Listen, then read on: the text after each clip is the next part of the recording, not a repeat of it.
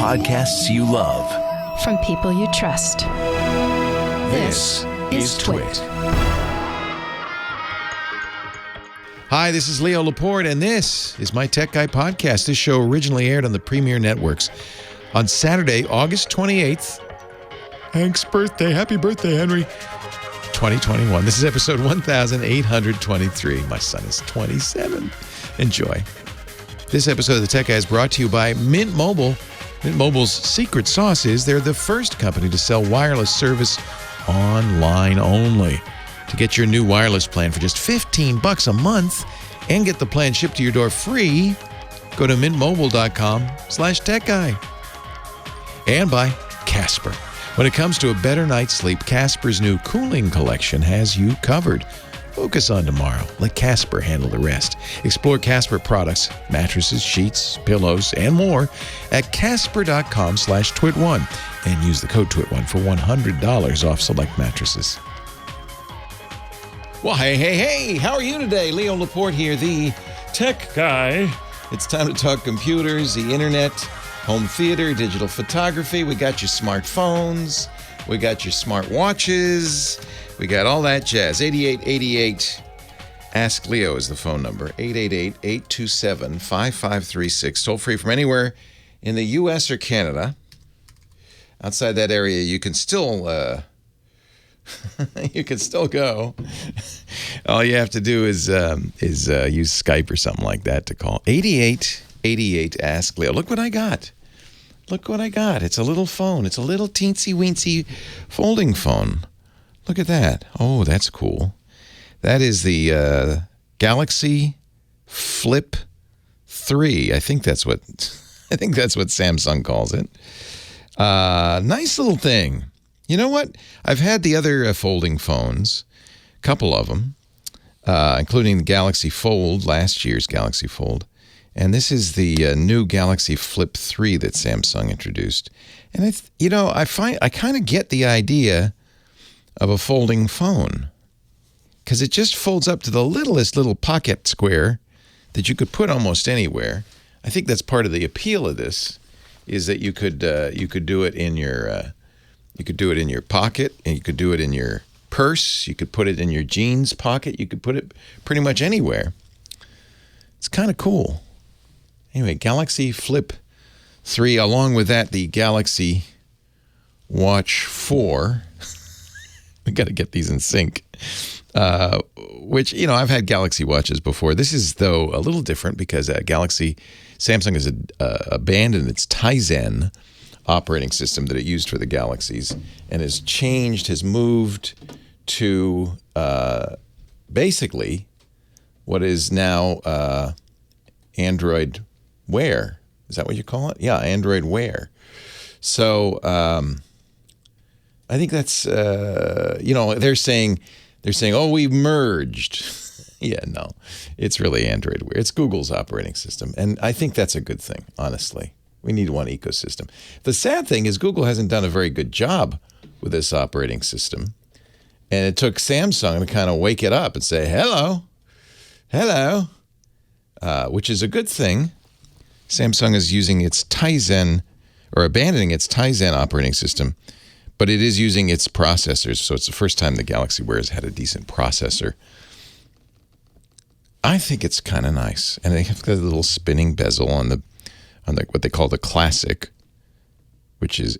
I got a big one. It's 46 millimeters, so it's like a big old honking wristwatch. But I like it. Ties in nicely with the Samsung phones. I guess it'll work with any Android phone, although it was very easy to use it with a Samsung phone because it just said, "Oh, I see you have a Wear watch. Would you like me to?" I just like the idea. When you unfold this thing, it's like a normal phone. It's like a regular everyday phone. It's a little bit of a crease in it. And I guess the jury's still out on these screens. I wasn't crazy about the feeling on last year's models. They were a little sticky. They have a screen cover on them. And they still have a screen cover, but it's much more glass-like than it was before. It feels really like a regular phone with a little bit more traction, a little more rubbery to it. And it does seem to be track fingerprints in an unusual way. I mean, all phones these days are loaded with fingerprints. This one's just a little different, but I'm happy. I think it's nice. I might try this as my daily driver for a little while. We'll see. Anyway, if you're interested in what Samsung's doing with its new Galaxy folding phones, you can call 8888 Ask Leo. Of course, we could talk about anything else that's on your mind. Generally, people want to know why their printer won't work, why their internet is slow. I can do all of that too. I'll be glad to talk about anything like that, whatever's on your mind. 8888 Ask Leo. Let's see what's going on in the world. It's good news for Microsoft Windows users who want Windows 11.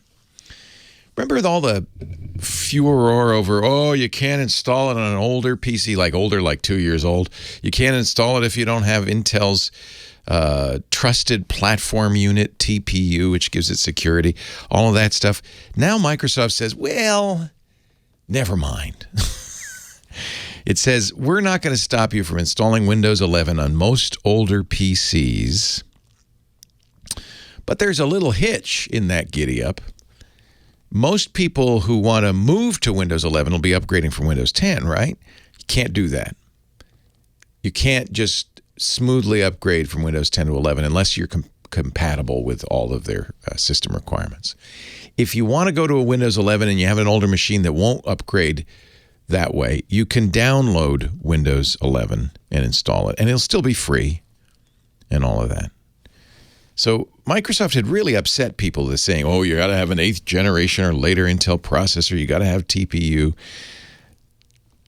Now they say, and by the way, Microsoft says, we will not recommend or advertise this. So it's up to me to tell you. You have to, by the way, one catch, according to The Verge, Microsoft reached out to tell us about one potentially gigantic catch. Systems that are upgraded this way may not be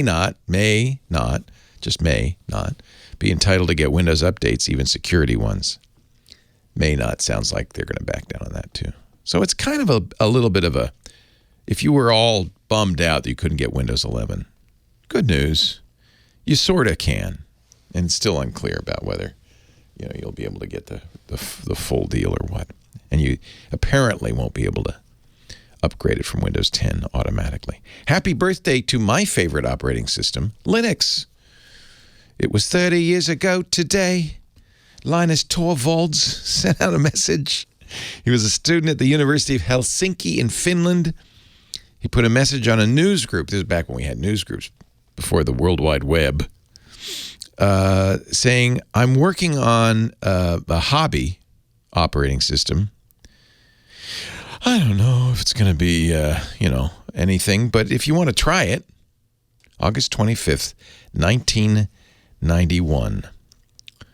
He said, yeah, I'm trying this thing. Maybe you'd be interested. I love it. It was a very humble start, but he's a humble guy. Now it is the most used operating system in the world. What, Leo? You're saying what? That is not true. It's not the most used operating system in the world. Well, it is, because not only is it used on at least half the World Wide Web. When you go to a server, most of the time they're running a version of Linux. But Android is based on Linux. There's the trick. So there's so many Android phones out there, close to more than 1 billion, I think, that it makes it technically the most used operating system in the world. More than iOS, I think. It's close. More than Windows, again, close. A lot more than Macintosh. He says, hello, everybody out there using Minix, which was a kind of little used operating system. They used it in his university as a teaching operating system. He didn't like it. I'm doing a free operating system, just a hobby, won't be big and professional. For 386 and 486 AT clones. Remember, this is 1991. This has been brewing since April and is starting to get ready. I'd like any feedback on things people like or dislike in Minix, as my OS resembles it somewhat. Any suggestions are welcome, but I promise, I won't promise I'll implement them.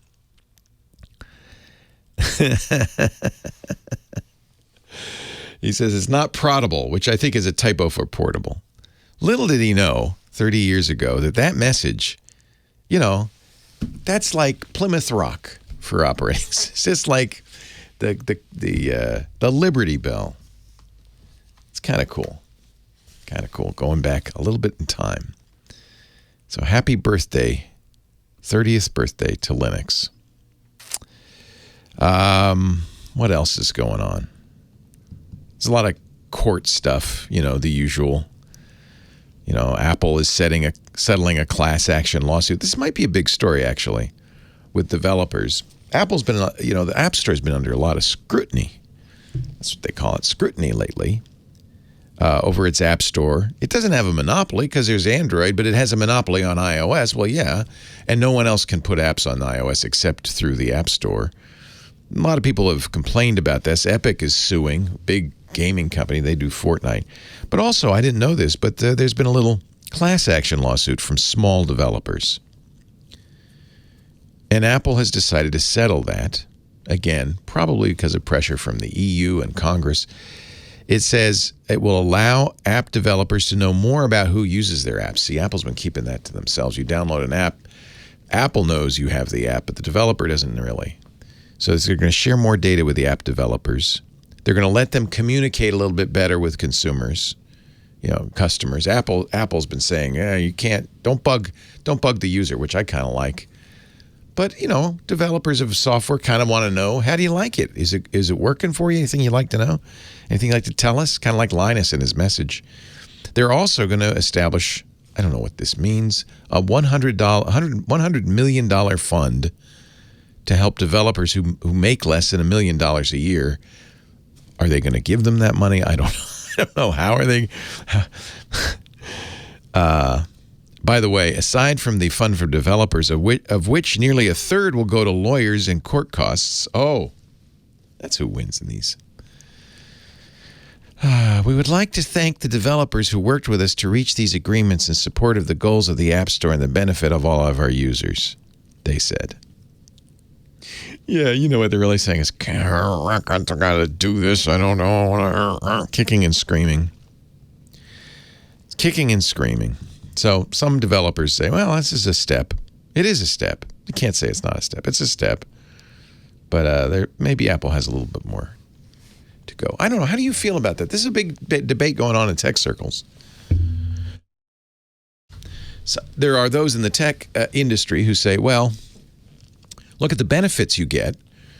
Developers in the past, if I wrote a game, let's say 20 years ago, I'd have to figure out how to get it in the stores. I'd have to figure out how to put it on a CD or a floppy disk. I'd have to package it. It'd be expensive. I'd have to distribute it, and I'd still have to give half of that money, half or more, to the store. So when Apple started the App Store, everybody hailed it. They said, look, Apple's going to host it. All you have to do is put it on their servers. It won't cost you anything when users download it. And instead of giving up half, you're going to give up 30% of your revenue in return for that. And Apple will help publicize it. And, and a lot of people have been, surprised by how much money they made. Remember the kid who made Flappy Bird? He was just a teenager from Vietnam, made a crazy little app, Flappy Bird. Didn't charge for it, but it had ads in it. Made a lot of money. Got so crazy, he quit. He said, I can't take it. It's too popular. Too popular. Well, that's because of the App Store. You could thank the App Store for that. And it's kind of, in a way, it's kind of biting the hand that feeds you when companies like Spotify and Fortnite say, hey, the App Store, they take 30%. Yeah, but, Apple built this platform and look, you're benefiting from this. That's the one side of it. The other side is from companies like Spotify and Netflix who say, well, yeah, but at this point, Netflix is a good example. Apple takes 30% of subscriptions to Netflix.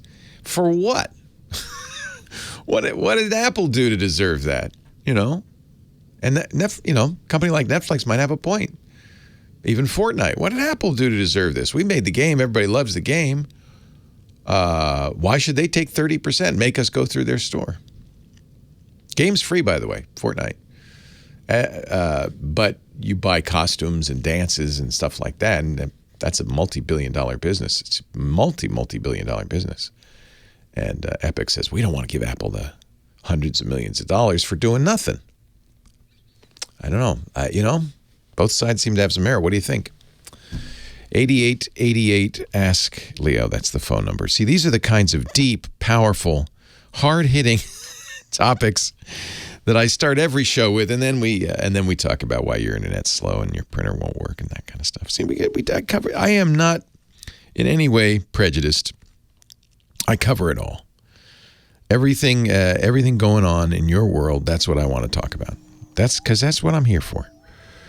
8888 Ask Leo is the phone number. 888-827-5536. Toll free from anywhere in the U.S. or Canada. Oh, I didn't mention there is a website if you're interested. Pretty good. If I say so myself, pretty good little website. TechGuyLabs.com. That's free. Everything will be there. Aww. You're the Superman. Isn't that nice? Kim Schaffer, the unbreakable phone angel. Hello, Kim. Good morning. How are you today? I'm good. How are you doing? I'm good. Good. Good. Feeling good. What should I start with? Who should I? Not what. There are people out there. They have there are lots computer of people. Problems. Yeah. Computer problems? No, let's see. Yeah. No, computer anybody, problem. Yeah, whatever. It is a computer problem. A technology issue. Who should I start with? Penny on line 1 in Seal Beach. Oh. Let's see if we can hear the seals in the background. Hello, Penny. Good morning, Leo. How are you? I'm well. How are you? Doing well, thanks. Except for my computer keeps giving me notifications, and I don't know whether to trust it or not. What are the notifications saying? It's saying I have my PC has a Trojan. Ugh. It does not. Microsoft Edge 5 virus. Then it comes underneath that. It says unique data capped top. I'm going to ignore all that stuff because that's gobbledygook. Does it say it's coming from an antivirus? Well, then it says potential virus 3, and it says click here. Yeah, I don't care about that. Click here is always a problem. Does this? Click here to renew antivirus, Microsoft Edge, and Mcafee. It keeps shooting up. I could be on the computer, and it's like every, 2-3 minutes. So the first thing to do is uninstall Mcafee. Do you have Mcafee on there? No. Well, that tells you it's a fake notification, doesn't it? You can't renew something you don't have. But I would just check just to make sure you don't, because some computers come with it as trialware. You may not even know you have it. So you want to go to add remove programs or whatever Microsoft calls it. They keep changing the name of it, but the installed programs, and make sure McAfee's not there in the control I went panels. into my firewall, or the Microsoft Firewall. It's on. So it's all I have on here for the antivirus is what came with the computer. Yes. I didn't add anything to it. No, and what came with it might be McAfee. So I hate it. The computer companies do this, but they call it trialware on the computer. It's a trial version of an antivirus. So make sure McAfee is uninstalled. You want to get rid of that because it's no good. You've got Microsoft Defender anyway. You don't need anything else. This is almost certainly spurious. Hang on the line. We're going to get ready for Scott Wilkinson, but I want to talk to you off the air. Leo Laporte, the tech guy. So the question is this a legitimate notification from an antivirus that you don't use, which would be hysterical, or is it a malware trying to get you to do something? So generally what these guys do is they'll say, either click here and then you'll go somewhere and they'll try to install something on your system, or they'll say, call this number. This is Microsoft calling.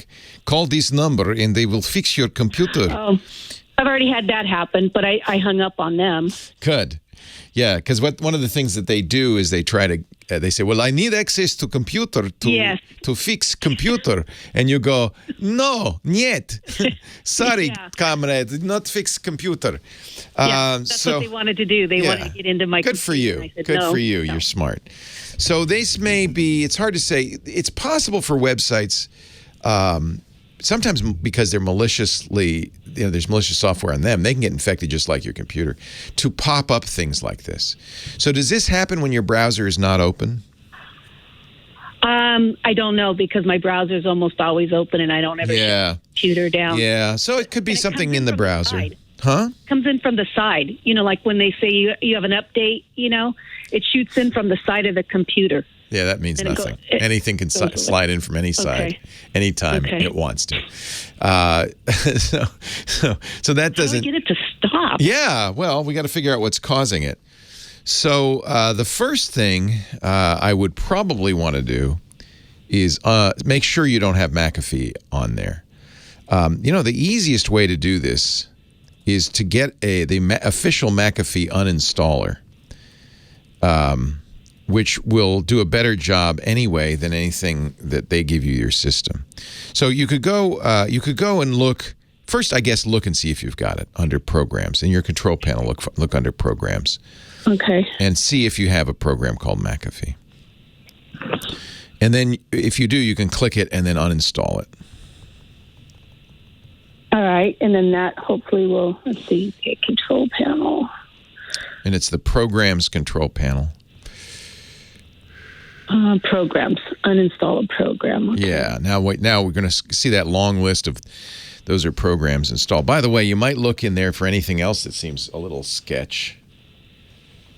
I don't have anything on here. I got default programs, change default settings for Meteor and Java. Oh, press the uninstall button. I'm sorry. Uninstall a program button first. And then you should see a list of programs you can uninstall. Oh, okay. Uninstall program. Okay, right here. Oh, Lord. Yeah, there's a long list. If anything says, quickie ads or, anything that looks kind of fishy, you might want to uninstall that as well. But that's everything. Windows has a lot of stuff installed that you didn't explicitly install. And as you can see, a lot of that stuff is just gobbledygook. But look for McAfee. I don't see McAfee. Under M. Okay, well, that means for sure that this pop-up is bogus, because how can you renew something you don't have installed, right? Right, and that's why I said, why am I renewing this? I don't even have it on my computer. Well, my thought is you might have had it because companies, who made your computer? HP. Yeah, HP installs it as trialware. In fact, this is a good time now that you're in this uninstall thing to uninstall anything that you don't want. There may be they make money. McAfee pays them to put a trial version of this antivirus on your computer. So there might be other things installed. Maybe it's Norton. This would be a good time to uninstall all those things. You have Windows Defender, which is good. Now, the next thing is to do a Windows Defender scan. Unfortunately, I am out of time. Okay. But yes, you're right. This is malicious. Be careful that people will suggest if you Google this stuff to download, don't. Because you can get in more trouble, right? I know. I tried all last Sunday to get a hold of you. Well, hang on. I'm not going to hang up on you yet. Hang on. I can do some more, but we do have to do this. Our show today brought to you by Mint Mobile. No red, just that minty, cool freshness from Mint Mobile. I'm a big Mint Mobile fan. Been a Mint Mobile customer for more than a year now. I love Mint Mobile. Their secret sauce, they don't have stores. There's no store to go in and be harassed by. They sell online only, and they pass all the savings on to you. And I know you're saying, oh, it's a wireless company. What's the catch? We've all been caught before by our wireless companies. But no catch. $15 a month, premium wireless service, no catch. What? That's a catch if you ask me. It's wonderful. They're the first company to sell wireless service online only. They cut out the retail stores. There's no crazy overhead costs to get passed down to you. No mystery fees. Sweet savings passed on directly to you. What do you get for $15 a month? Unlimited talk and text plus high-speed data on the nation's largest 5G network. If you want, you can keep your phone. They have a little thing on the website that'll tell you if your phone's compatible. Almost all phones are. They'll send you a SIM. And by the way, they don't even charge you for that. You pop it in. You can port your number over if you want, so you can keep your number. And they sell phones. In fact, I have a wonderful iPhone SE. It's a great phone. Got a great deal on that. That was $15 a month. So, and by the way, if you're not 100% satisfied, Mint Mobile has you covered with their 7-day money-back guarantee. Switch to Mint Mobile. Get the best premium wireless service, just $15 a month. They have unlimited plans. They have other plans too, but they're all much less than you're paying for the big guys. To get your new wireless plan for just $15 a month and get the plan shipped to your door free, go to Mint Mobile M-I-N-T, minty fresh, get it? Mintmobile.com/tech guy. I have Mint Mobile socks. They're bright green with a little fox on it. I swear that fox looks like Ryan Reynolds, doesn't he? Mintmobile.com/tech guy. Cut your wireless bill to $15 a month. He is their owner. Mint Mobile, that's probably also, they save money on paying the CEO. Mintmobile.com/tech guy. I'm actually sincere. This is a really great deal in wireless. This is my favorite. Mintmobile.com/tech guy. Thank you, Mint Mobile, for your support. Leo Laporte, the tech guy. Time to talk about home theater with our home theater geek, Mr. Scott Wilkinson, a contributor at techhive.com and a regular on this show. Hello, Scott. Hey, Leo. How's it going? How are you? Doing great, thanks. So, what's up? Well, I've got a listener question here that basically is asking me to spend his money. Oh, I love it when they ask me to spend money. That's fun. All right. What does he need? Let's do it. Let's spend money. Okay. So it's Brian in Philly, and he's putting together a media room in his new home. And he's wondering if I could help him with the setup of TV and soundbar. He wants it simple, but he wants it awesome. Sometimes those two don't go together. Sometimes not. And he wants the biggest TV he can get, or the biggest image he can get. And so he's looking at the largest TCL. He's an all Roku kind of guy. So TCL's good, right? TCL's good. It's and not they make it. It's not, I wouldn't call it awesome. I guess I agree. It depends on your definition of awesome. I mean, right. An OLED would look better even, but Correct. TCL's fine, right? Yes, exactly. Especially their new ones. The high-end series are pretty good. Yes, exactly. Yeah. And he says that, no budget limit at the moment. So I'm going, okay.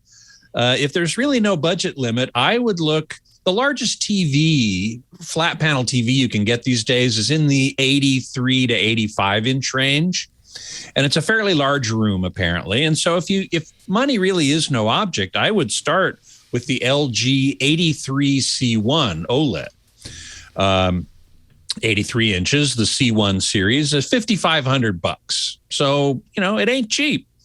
If you want to go down a little bit from that, the Samsung QN85 for $4,000. That's an LCD TV with quantum dot technology. It's really very good. In the $3,000 range, you can go with either the TCL 85 R745, which is not their top of the line, doesn't use mini LED backlights, but it's the biggest one they make. And that's $3,000. But you can also get a Vizio P85QX for the same amount of money, and they're very comparable. So I would say if you're in the $3,000 range, look at the TCL or the Vizio. If he's a Roku guy anyway, he doesn't really need a Roku TV because he probably has a Roku outboard box. So, you don't really need a Roku TV unless you don't plan to have an extra box in that room. Another option I might recommend or suggest that you look into are ultra short throw projectors, UST projectors, which we've talked about. I got a Hisense. You got one of those. I love it. Yeah. Yeah, exactly. The Hisense, and that'll give you a 100-inch screen. It's a little washed out compared to direct view because it's correct. a projector. It is. That is correct. And you need a special screen to go with it. Now, right. The Hisense comes with a screen. Yeah. Right. Yeah. Most of the UST projectors that I would recommend don't. And so you'd have to add that onto your budget. The Optima P2 is $3,300. The Epson LS300 is $2,000. The LS500 is $5,000. And Samsung makes a couple, LSP 7 and 9 at $3,500 and $6,500. And those are really quite good. He also asked the question, what are your thoughts about projector versus wall-mounted TV for a large space? And the larger the space, the larger the screen you want. So at some point, you really are going to want a projector, which isn't going to be as bright, not nearly as bright as a flat panel TV. And also, projectors have a much harder time with high dynamic range. So they just because they're not nearly as bright, and most of them don't have nearly the same deep black level as a flat panel TV, projectors, either front projectors or ultra short throw projectors, just can't do HDR nearly as well as a flat panel TV. So if you're a real videophile and you want as good HDR as you can get, then you're back to a flat panel TV. And if you can spend the money on an LG 83-inch C1 OLED, it's not going to be as bright as an LCD, but it's still going to give you a superb picture. I mean, you've got OLED. I've got OLED in my theater. That's what I use. It's just the best picture you can get. Oh, I love opinion. it. We have, we have a variety of TVs to choose from, and so the best TV, you're right, but we put it in a room where we can get it pretty dark. But it's gorgeous, and we sit fairly close. So I think we have a 70, but it's very much a cinema experience because we're only maybe 6 feet, 7 feet from the screen. Exactly right. So distance from the screen is part of what makes a screen big. If you're going to sit 10 feet away, then 80 inches would almost be not enough. Yeah, almost not enough. Exactly right. Yeah. He also asks about what do I recommend for the paint color on the TV wall, the wall where the TV is going to be. And that's an easy answer. The answer is, if your spouse will allow it, black. Black, not Battleship Gray? Nope. Black. Absolute black on the wall where the TV is. That has a low SAF, I have to say. Yes, it has a low SAF. Yeah. Spousal acceptance factor. That's correct. Yeah. However, honey, I want to paint a room black. What are you, emo now? What's going on? When we moved into this house where we're at now, and I have a home theater, I was going to paint the whole room black, and my wife said, I think I'm not going to. I'm going to veto that. But you could the back wall would be enough, right? The back wall isn't. Well, you want the whole room to be dark, and he says he has very little ambient light, natural light in the room, which is good. Okay. But you want the whole room to be dark and neutral. So in my wife and my case, we looked at the palette, and she pointed to the darkest one she would accept. So, and still it's fine. It's like 9 or 10% reflectivity. So it's very dark in there. That's good. Which is good. It's perfectly fine. So you want to be kind of like in this chamber where the only light is the TV? Correct. Wow. Well, and a bias light. We've talked about bias lights before. The TV is so bright that it can hurts your cause eyes. eye fatigue. Yeah, exactly. So ideally you want a light behind the TV that gives a larger area of some light. Not a lot, but some. And that biases your eyes into a range where they don't get fatigued. Huh. So that's an important thing to consider as well. Doesn't that kind of, I mean, let's be honest, why paint it black if you're going to have a colored light behind the TV? It's not colored. No, it's a very specific white of that light. That light has to be a very particular color of white, technically called D65. The Liam Neeson color. A very particular color of light. D65. Yes, exactly. Okay, so now we have a D65 light. Yep. We have a black room. We have a TCL 80-inch. Yep. Now how about sound? He wants a sound bar, and he was thinking about getting a TCL sound bar, which I would not recommend because they don't have sound bars that have actual surround sound. I would get a Vizio Elevate if he can afford it. It's $1,000, but it's really the best high-end sound bar out there that isn't many thousands of dollars. So that would be the one I would get, or possibly Yamaha or a Vizio. Yeah, the Vizio Elevate is the one I would get, or the next one down from that. Yeah. Yes, they have Atmos. Yeah, and that would sound awesome. Yeah. He wants awesome, he'd get awesome. I like having discrete speakers and AV receiver and all that, but that's a lot more complicated. And it's a lot more complicated. He said simple. Scott Wilkinson, home theater geek. He's our home theater geek. Contributor at techhive.com and a regular. Thank you, sir. My pleasure. Leo Laporte, the tech guy. Let me just take a little more time with poor Penny. Poor Penny. Poor Penny. I don't mean to call you poor Penny. I just feel for you. So the best thing to do at this point, so you've made sure you don't have McAfee on there. So we now know that is completely a spurious message. It's from something. Now you want to do a thorough scan from your Windows Defender.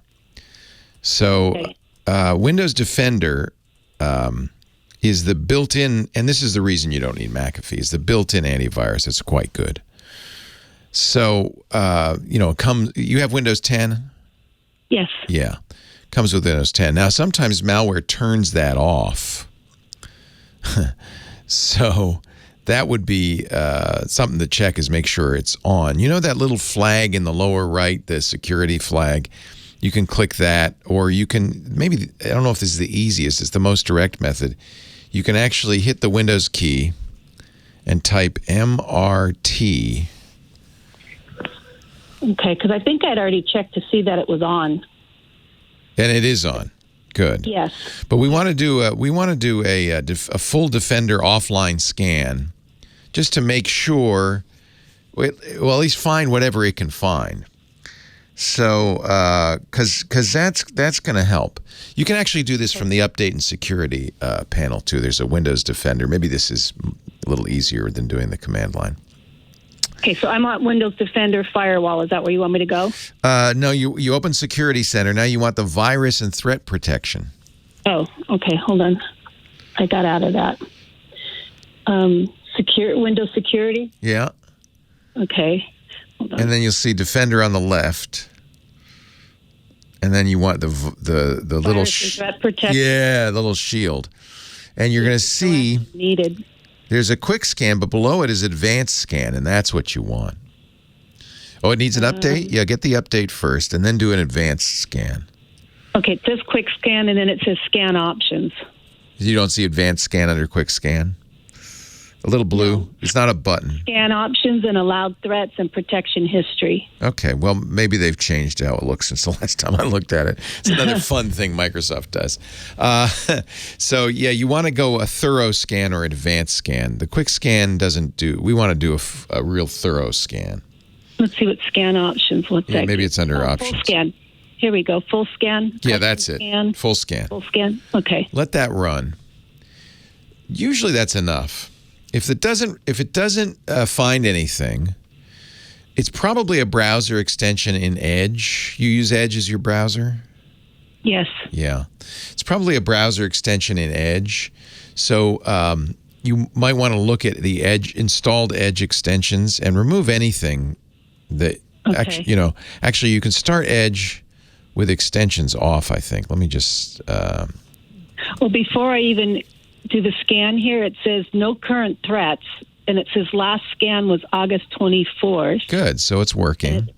And it said scan lasted 1 minute and 20 seconds, and it 15,134 files scanned. Yeah.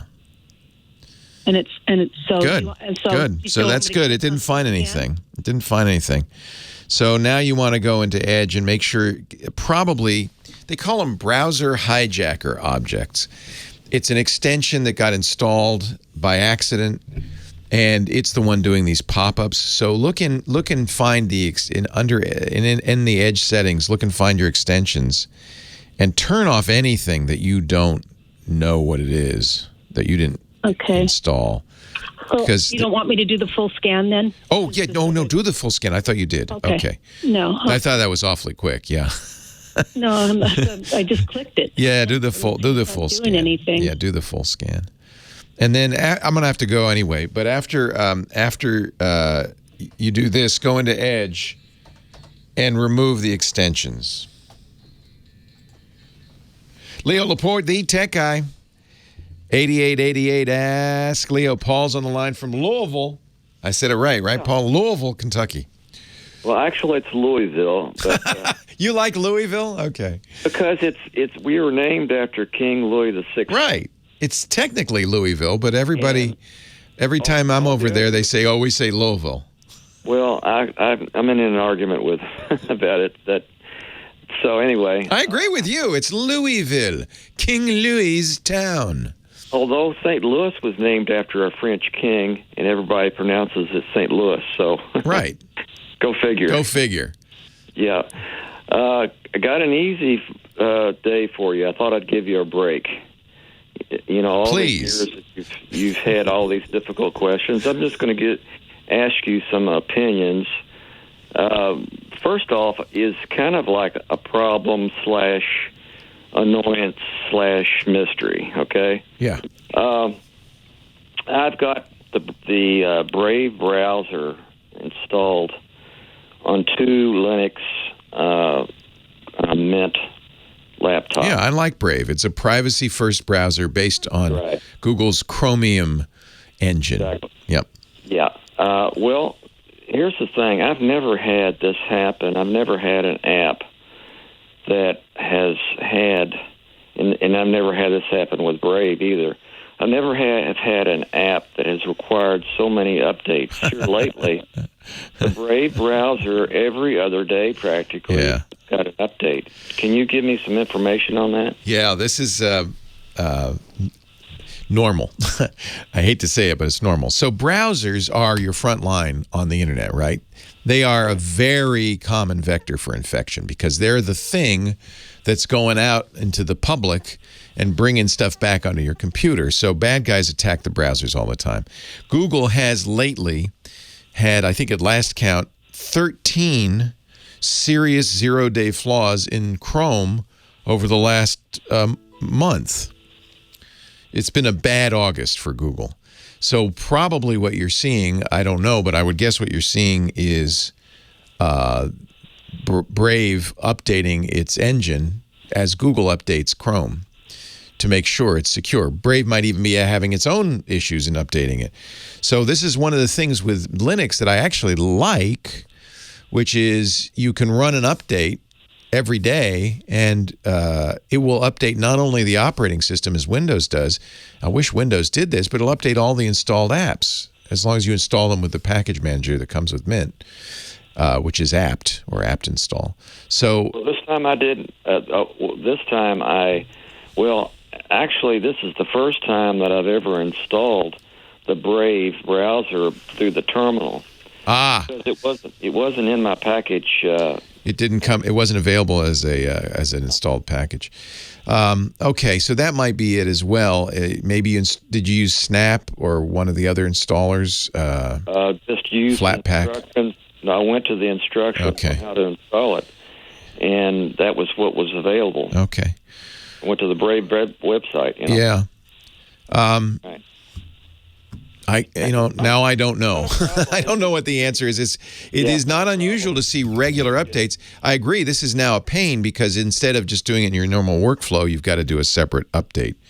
Well, Chrome, it's not doing it with Chrome and Firefox. It's just Brave. It is doing it with Chrome and Firefox. It's just not to the frequency that I am. Well, but you may not even see it because Chrome and Firefox update in the background.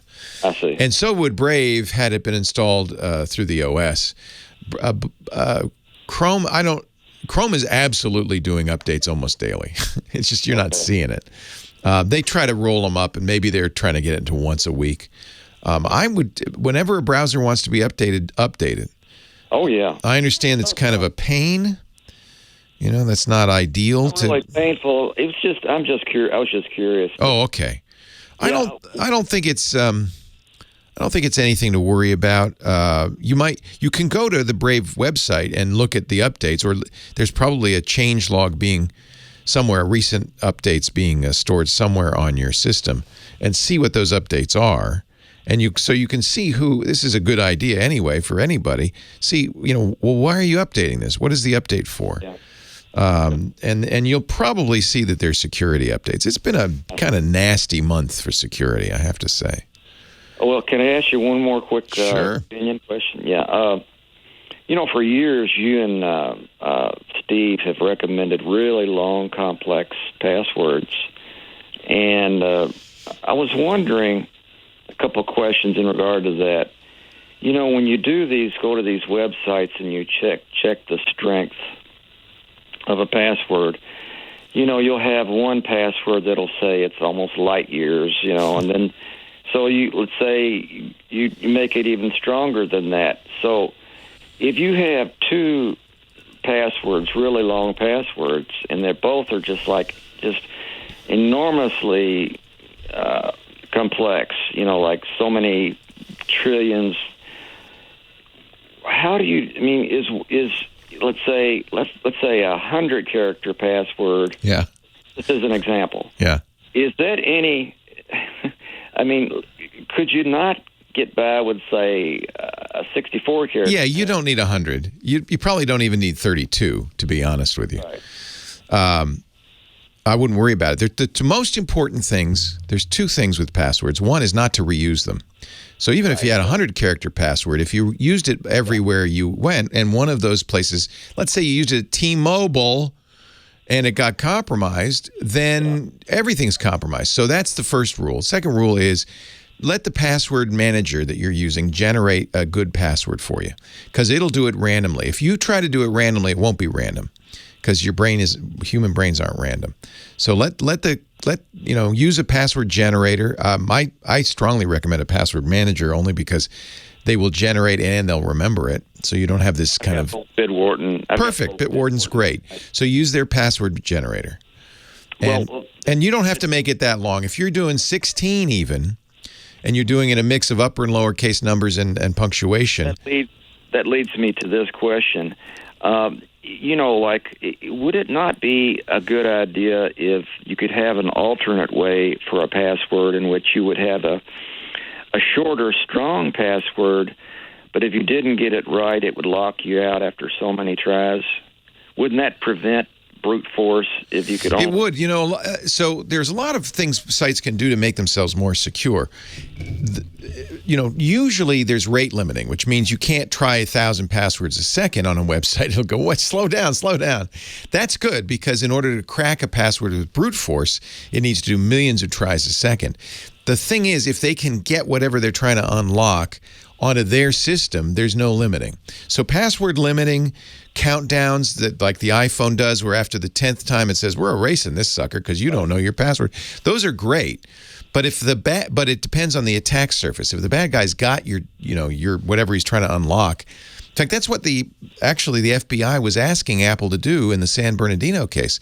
They're saying, could you please write a little patch that turns off this password rate limiting, lets us try many more passwords per second, and doesn't have the phone erase itself after a certain number. Can you patch that to turn that off? So, because then we'll handle the rest, because we got lots of ways to try passwords.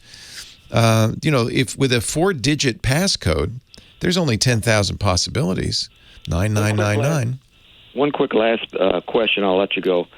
This is my theory about the word Linux. Do you think that Linus Torvalds took the Finnish pronunciation of his name, which is Linus, and added the X? He's even said Linus is his name. It was, remember I mentioned Minix, which was the operating system it was based on. He calls it Linus's Minix or Linux. Hey, thanks for the call. I appreciate it. Well, it's not Linux, not Linus plus Unix. It's Linus plus Minix,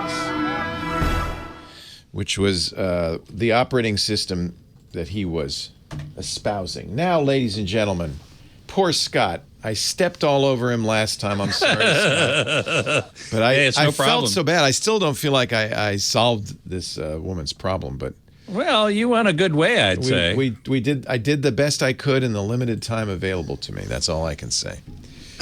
You now have always the best you can do. All the time in the world. Well. Not quite, but you have a good amount of time to do this. So have fun. Good. All right. Thank you. Yes. So nice to see everybody here. I saw some comments in the chat room about malls not existing anymore, and they do. In fact, I'm going to one right after we get off the air here. I get off the air here because I'm going to an Apple store where I am going to have the battery in my older MacBook Pro replaced because it got battery swollen syndrome. So So yeah, I'm going to one here just in a little while. Let's see here. Sounds like a genius move. Yes, exactly. I'm going to the Genius Bar. iTech says, if Tizen has been discontinued, what does that mean for Tizen TVs out in the wild? That's Samsung's smart TV platform. I guess I hadn't heard that Tizen had been discontinued. Well, yeah, maybe. I guess I did. Now that I'm thinking about it, I don't see why it would stop working. I can't imagine that you wouldn't be able to stream it. It'll keep working. It just won't get updated, and it won't be included in sets going forward. Scooter X, no, I'm not going to Topanga. I'm going to the Americana in Glendale. The Americana on brand. So that's where I'm going. Yep, user 4470 Glendale. Alan Gabriel asks, is AKG a good choice of headphone for under $100? AKG is a great headphone. Absolutely, no question about it. That's a venerable old brand. So yeah, that Grado I think has some under $100 headphones, and they're excellent. They're mostly open back, so they're not as good for isolating you, but they're excellent sounding headphones. My wife uses them in the studio. I also really like Clear headphones, CLEER. So that's another one to look at. I think they've got some under $100. Let's see. My LG TV, this is Hawkmania. My LG TV always pops up the input menu when I turn it on, which means I have to fish out the LG remote to quit the menu so I can go back to using the cable remote. Any way to disable that? Ooh, that's a good question. Geez, I have never heard that before. I suppose there might be a setting in the settings menu that might disable that. I would look for that. Does it go away if you just don't do anything? Does it go away after a certain amount of time? I would think most TVs would do that. So if you can wait, I don't know how long it takes, 10 seconds maybe. If it goes away after a certain amount of time automatically, then just live with it for 10 seconds. If it doesn't, then look in the settings menu, see if there's a way to turn that off. If not, I can't think of it.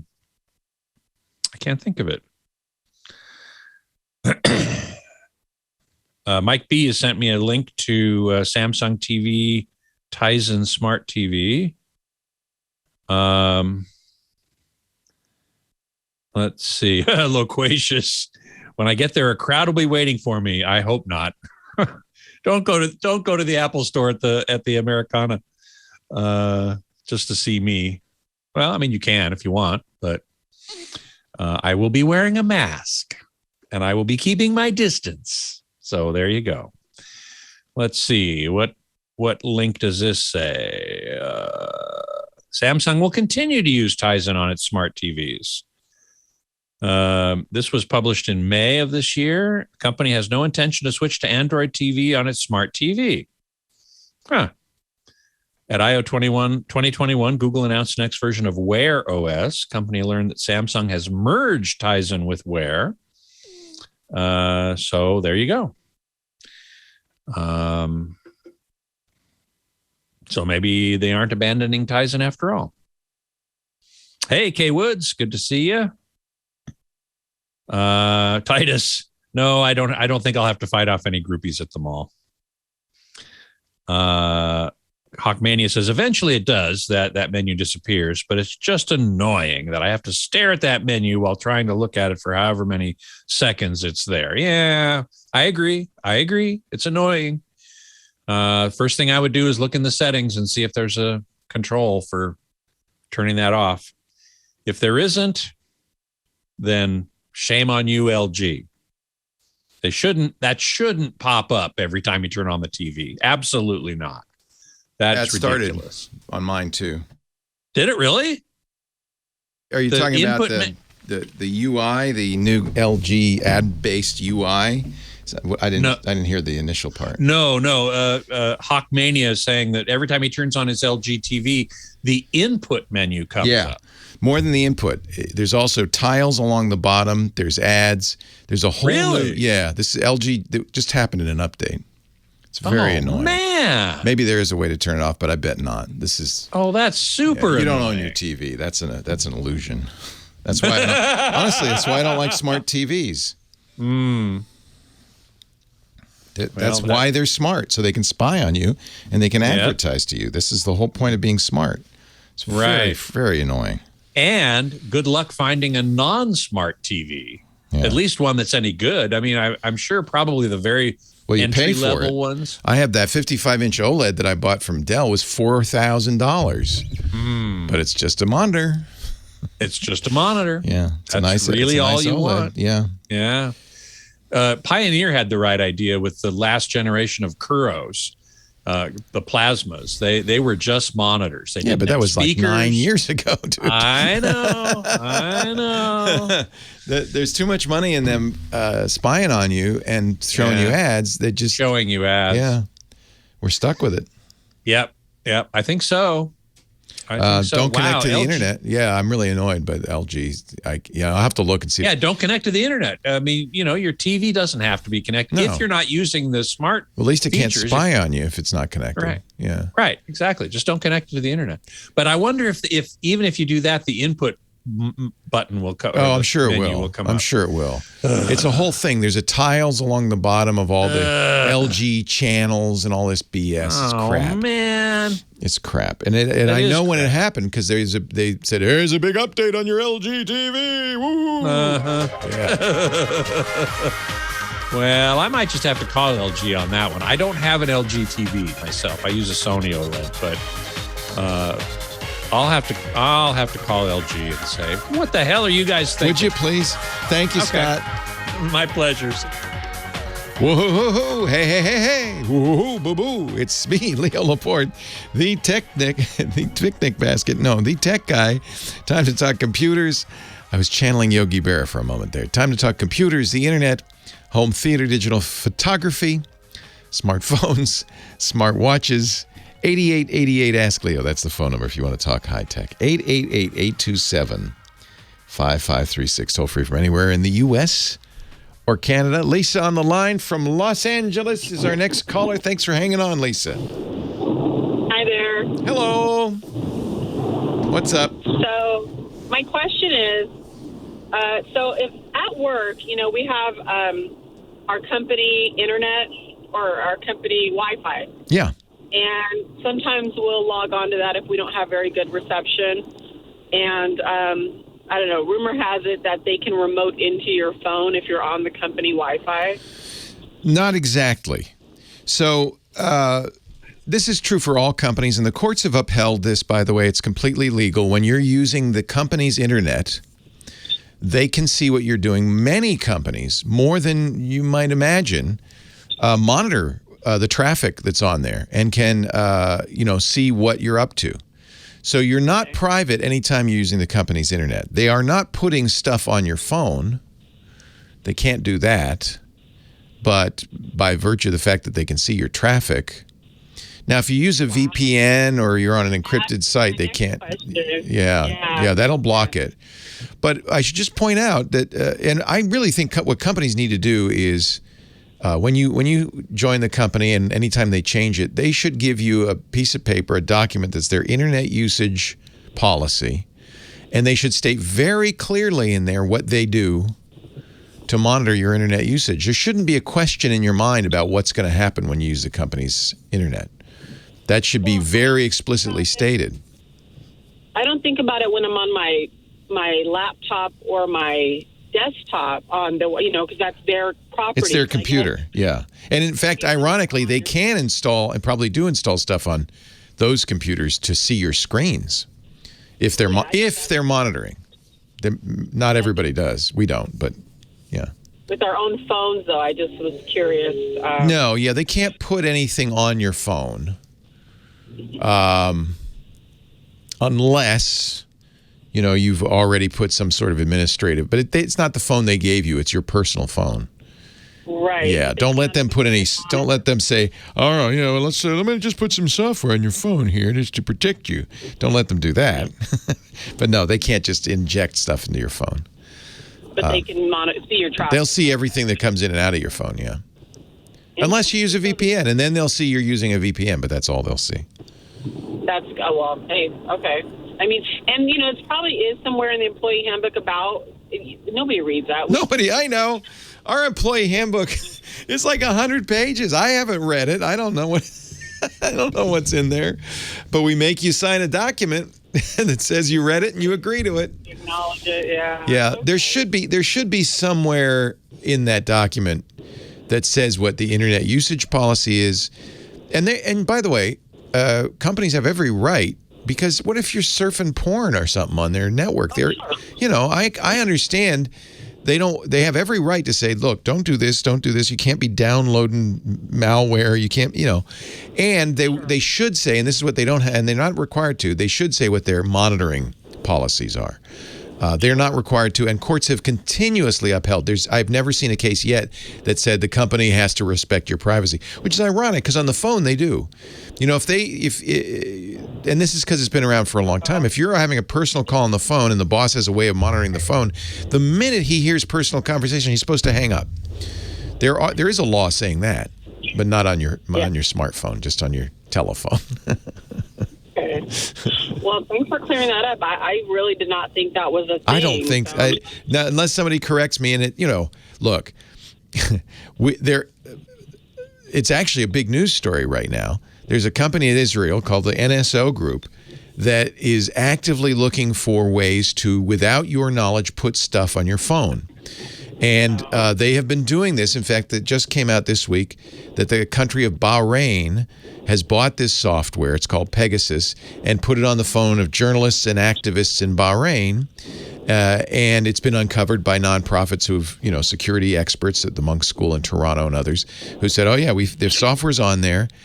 And it's on there without any permission. It's what we call a zero-click exploit. Now, is that happening to you? No, because if you go to the NSO group in Israel and say, I would like to buy a zero-click exploit so I can spy on my employees, they'll say, great, that's wonderful, $100,000 and you can do it. It's very expensive.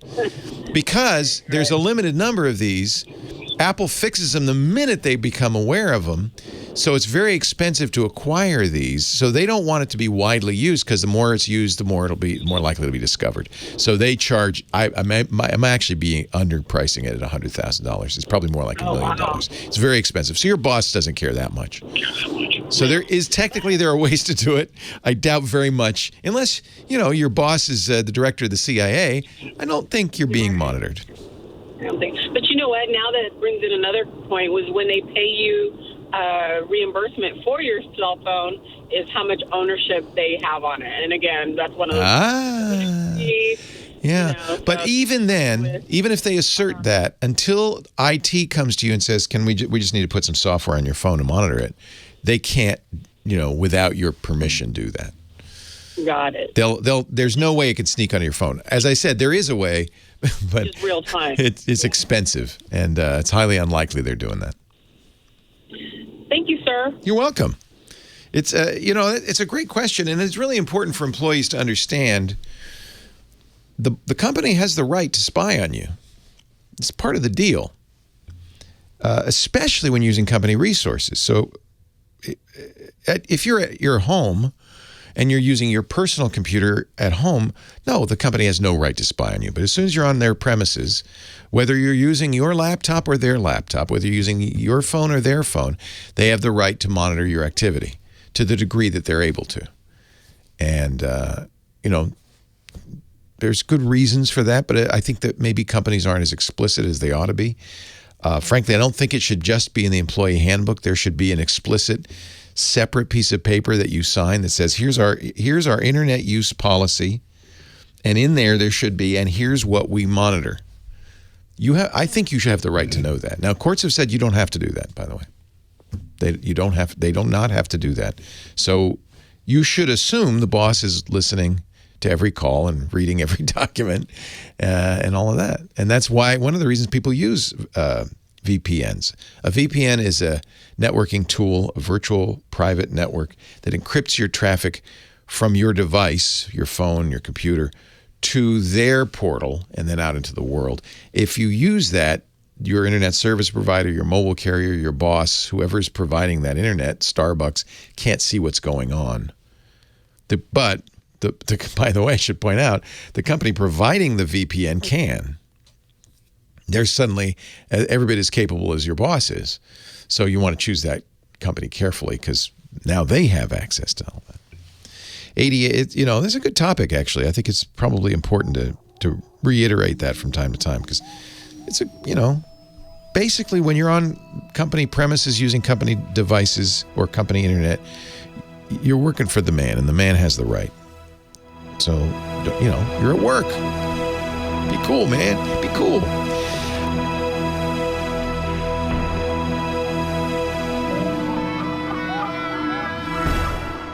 The Tech Guy Podcast this week brought to you by Every Night, brought to me by Casper. I love our Casper. We just got a new one.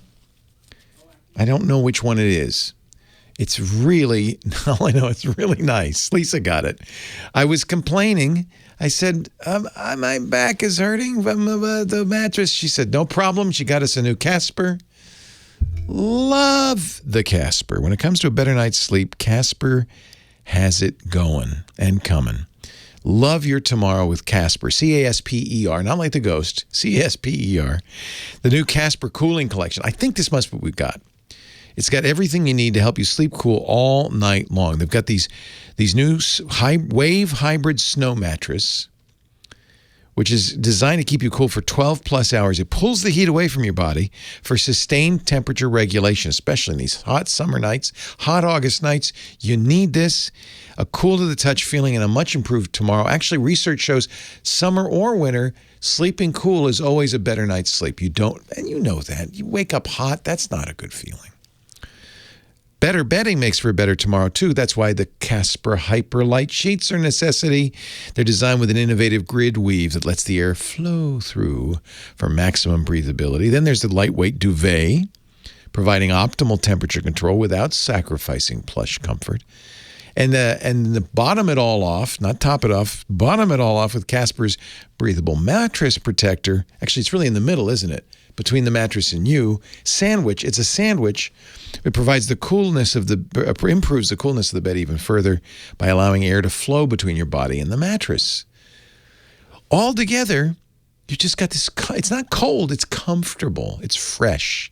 You know that feeling when you first get in bed and it's just this, it feels so, or maybe you're getting a little warm and you flip the pillow over and you get the cool side.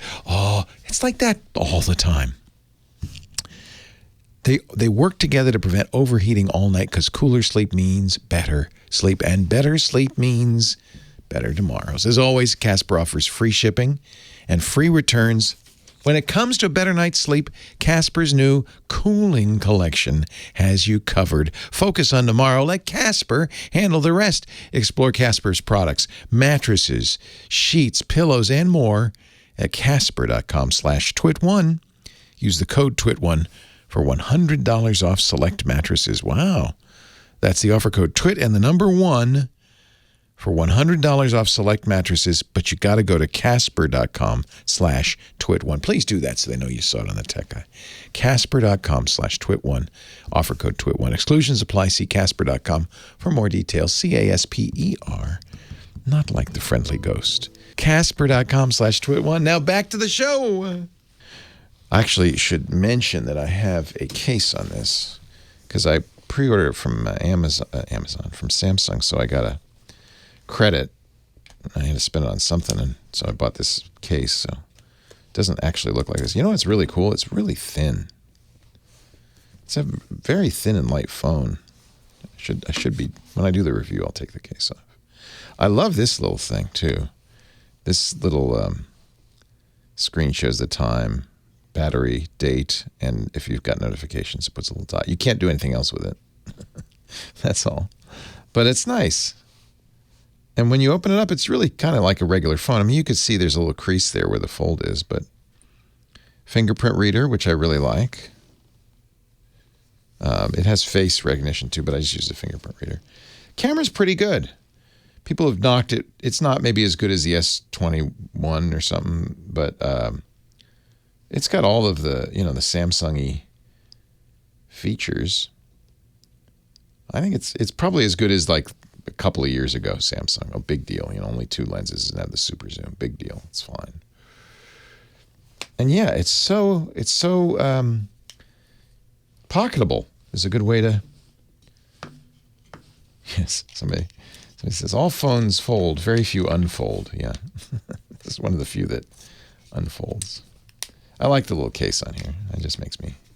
It's leather too, which is nice. It feels good. Oops. Well, there's I'm noticed I'm still carrying an iPhone, but if you're an Android, this is pretty good. It looks size-wise is very similar to the iPhone. Here, let me see. Let's see. I put the case back on. Let's take it off so you can compare.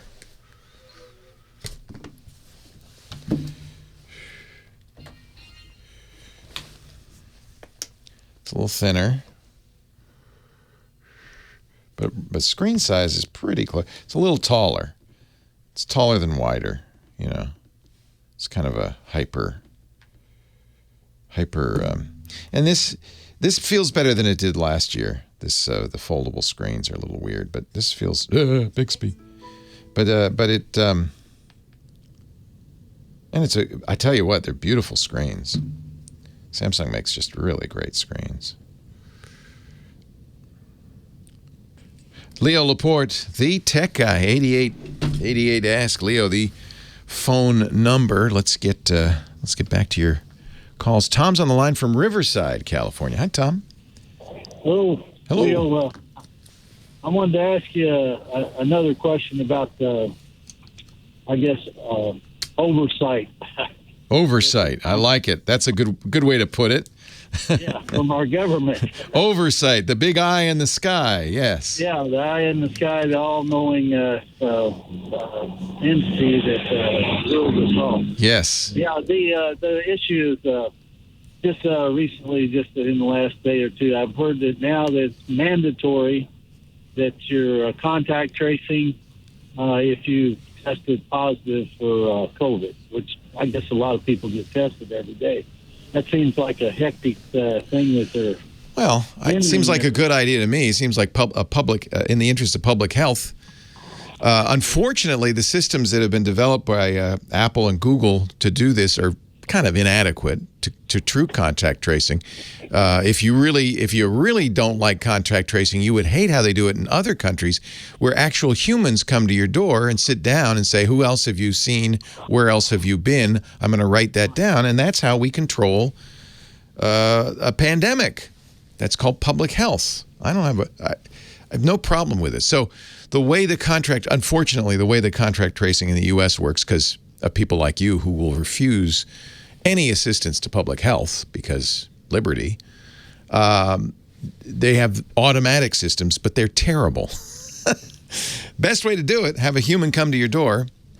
But the way it works now, both early on in the pandemic, you might remember this, Google and Apple both put software on your phone that enables contact tracing. It's not on by default. In fact, it doesn't do anything unless you download a contact tracing app. Now, in Massachusetts, there was a big mistake, and I think this was a big mistake, where the contact tracing app was kind of downloaded and turned on without your permission. Not a mistake from a public health point of view, just a mistake in tactics, because, of course, that upset a lot of people. So you probably should ask permission. But so the contact tracing that's on your phone has been put there without your permission, but is not turned on. You have to opt in. You have to turn it on. I turn it on. The real problem with phone-based contact tracing is it doesn't work. Because the way it works is with Bluetooth, it recognizes somebody else with that same kind of phone in your vicinity and tracks anonymously. It tracks all those people. So you have on your phone, if it's turned on, I turned it on when we were in Hawaii. I don't know if California has enabled an app that works with the iPhone or Android. I think they have not, but I turned it on when we were in Hawaii. Never went off. In theory, if I get tested positive, I go into my phone and say, I was tested positive. I scan the QR code. And then the phone will notify not the government, not public health officials. This is another flaw. But just the other phones, because it's all anonymous and there's no list of people and their name, and say, hey, somebody, I don't know who, you went by at some point in time has COVID, so you should get tested.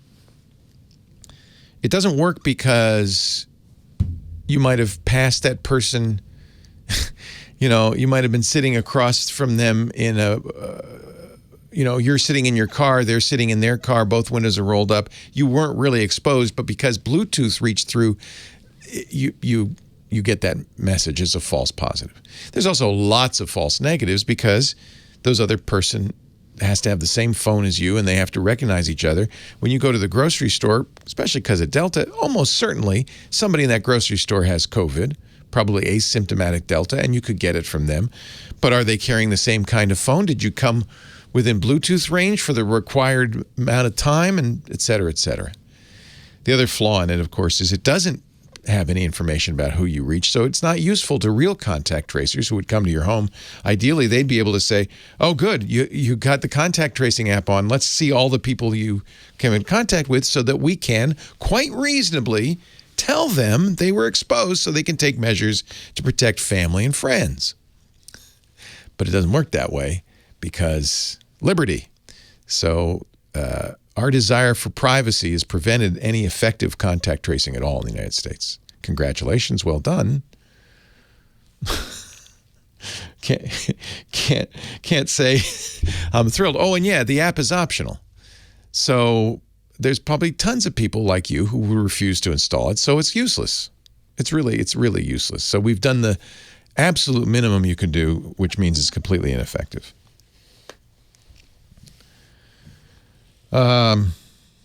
Don't get me started.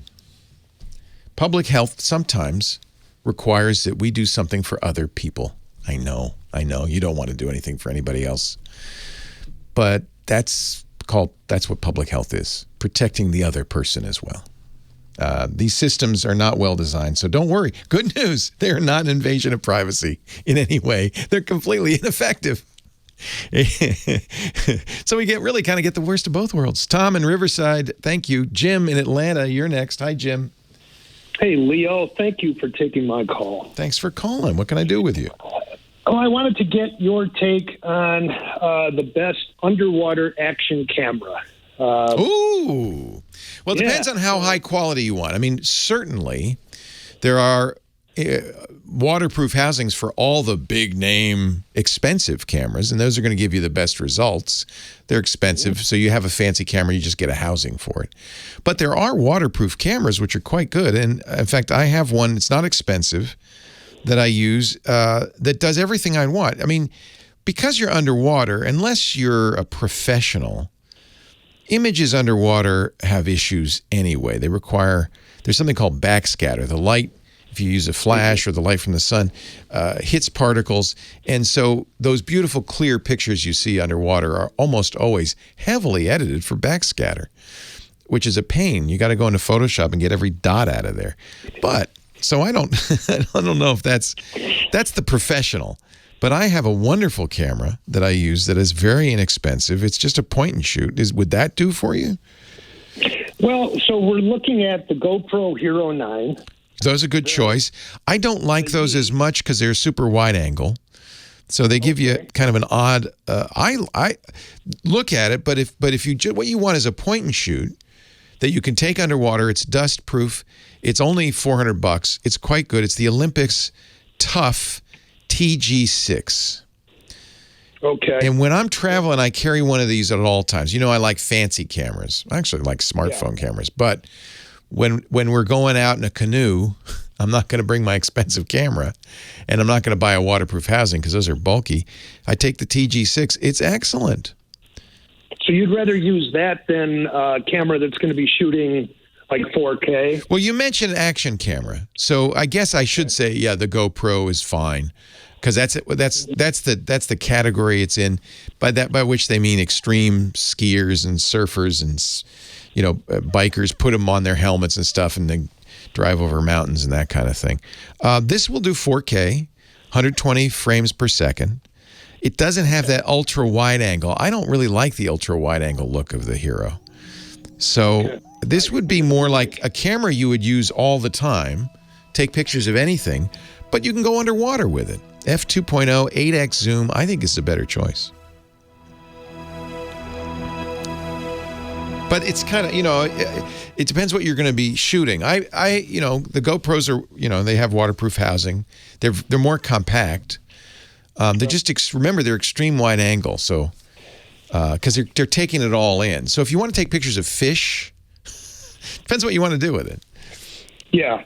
Because I was looking at some of your old shows where you're talking about the Yi. Yeah, the Yi is another. Yi is basically Xiaomi's version of the GoPro. Okay. Yeah. GoPro's been going through financial hardships, but I still think they make excellent cameras. So I have the GoPro Hero 6, the latest, I think. It's very nice. I'm just not a super fan of the wide angle look. Yeah. Can I ask you one more question, or do you have to cut me loose? No, go ahead. Okay. So we've been working from home for the past, since a year ago, March, right? Yep. And so I remotely log into I go through the work VPN, and then I remotely log into my Mac Pro in my edit suite at work, right? Yep. So can work access my home computer to make sure that I'm not like stealing files or something like that? That's a great question. So it's your computer. They've never put anything, management stuff on there or anything like that. You didn't bring it to IT and get it set up? Correct. Okay. But you are using a VPN to log into the network. So it's very similar to as if you brought that computer into work. They can see whatever goes out over the network, but they can't see what you're doing on the computer. I got you. Very interesting. They'd have to put some software on there that would allow them to monitor it. Yeah, they have software like on my personal iPhone. They put software on there so they can scrub the phone if I get released from work or something like that. Right. That's not at all uncommon. Right. Also, a friend of mine got hit by McAfee. Yeah, it wasn't McAfee, obviously, but they got into his computer. They took money out of his bank account, and so there's some trouble out there. Yeah, I felt bad because I couldn't spend enough time with Penny to really get her to the end where she's good. I just could only point her in the right direction. But at least she had the sense when she called the number to hang up, when they said, okay, now we want to control your computer. That was the giveaway. And but people fall for that all the time. Well, thanks, man. Hey, thank you. Take care, Jim. All right, have a good one. You too. Bye-bye. What'd you say, John? I said I haven't been anywhere. I've been everywhere. It's time for our travel segment. Johnny Jett, who helps us travel better with technology. JohnnyJett.com/newsletter. My good friend Will, his wife, Erica, their 5 children, the nanny, the nanny's boyfriend. They've all flown to Hawaii against the wishes of the governor. Governor Ige says, don't come to Hawaii. Yeah, you know what? I actually wrote a post last week saying, you know what, it's not a good time to go. I think I even mentioned it on here. We did talk about it, but then I wrote a post saying 10 reasons why to postpone. Number 1 is because the hospitals are full. Number 2, the governor tells you not to go. When the governor tells you not to go, you might not want to go. And then the other reasons were, the locals really don't want you there. It's expensive. You can't get a car rental. But I have to say, full. And of course we were there in July. But I have to say, nobody was hostile. Nobody was mean. Everybody was happy to see us because they'd been closed for so long. That might have changed by now. I don't know. Well, I haven't been there lately, but things are changing rapidly, and they're worried about having their own health care. You can't get into the hospital if if you have a heart attack, if you're a Hawaiian, because some tourist who's unvaccinated is in there. I've had that experience, spent some time in the emergency room recently because of COVID protocols, because of beds taken up by COVID patients. Don't have a heart attack. Don't get sick, folks. Stay healthy. Right. Boy, it's a mess. I thought we were out of this. This is what's so frustrating. And this is why my friend is going to Hawaii, because he booked this. He thought, like everybody did, hey, it's going to be okay now. Right. And it's not. Well, unfortunately, it's time to cancel that trip to Hawaii.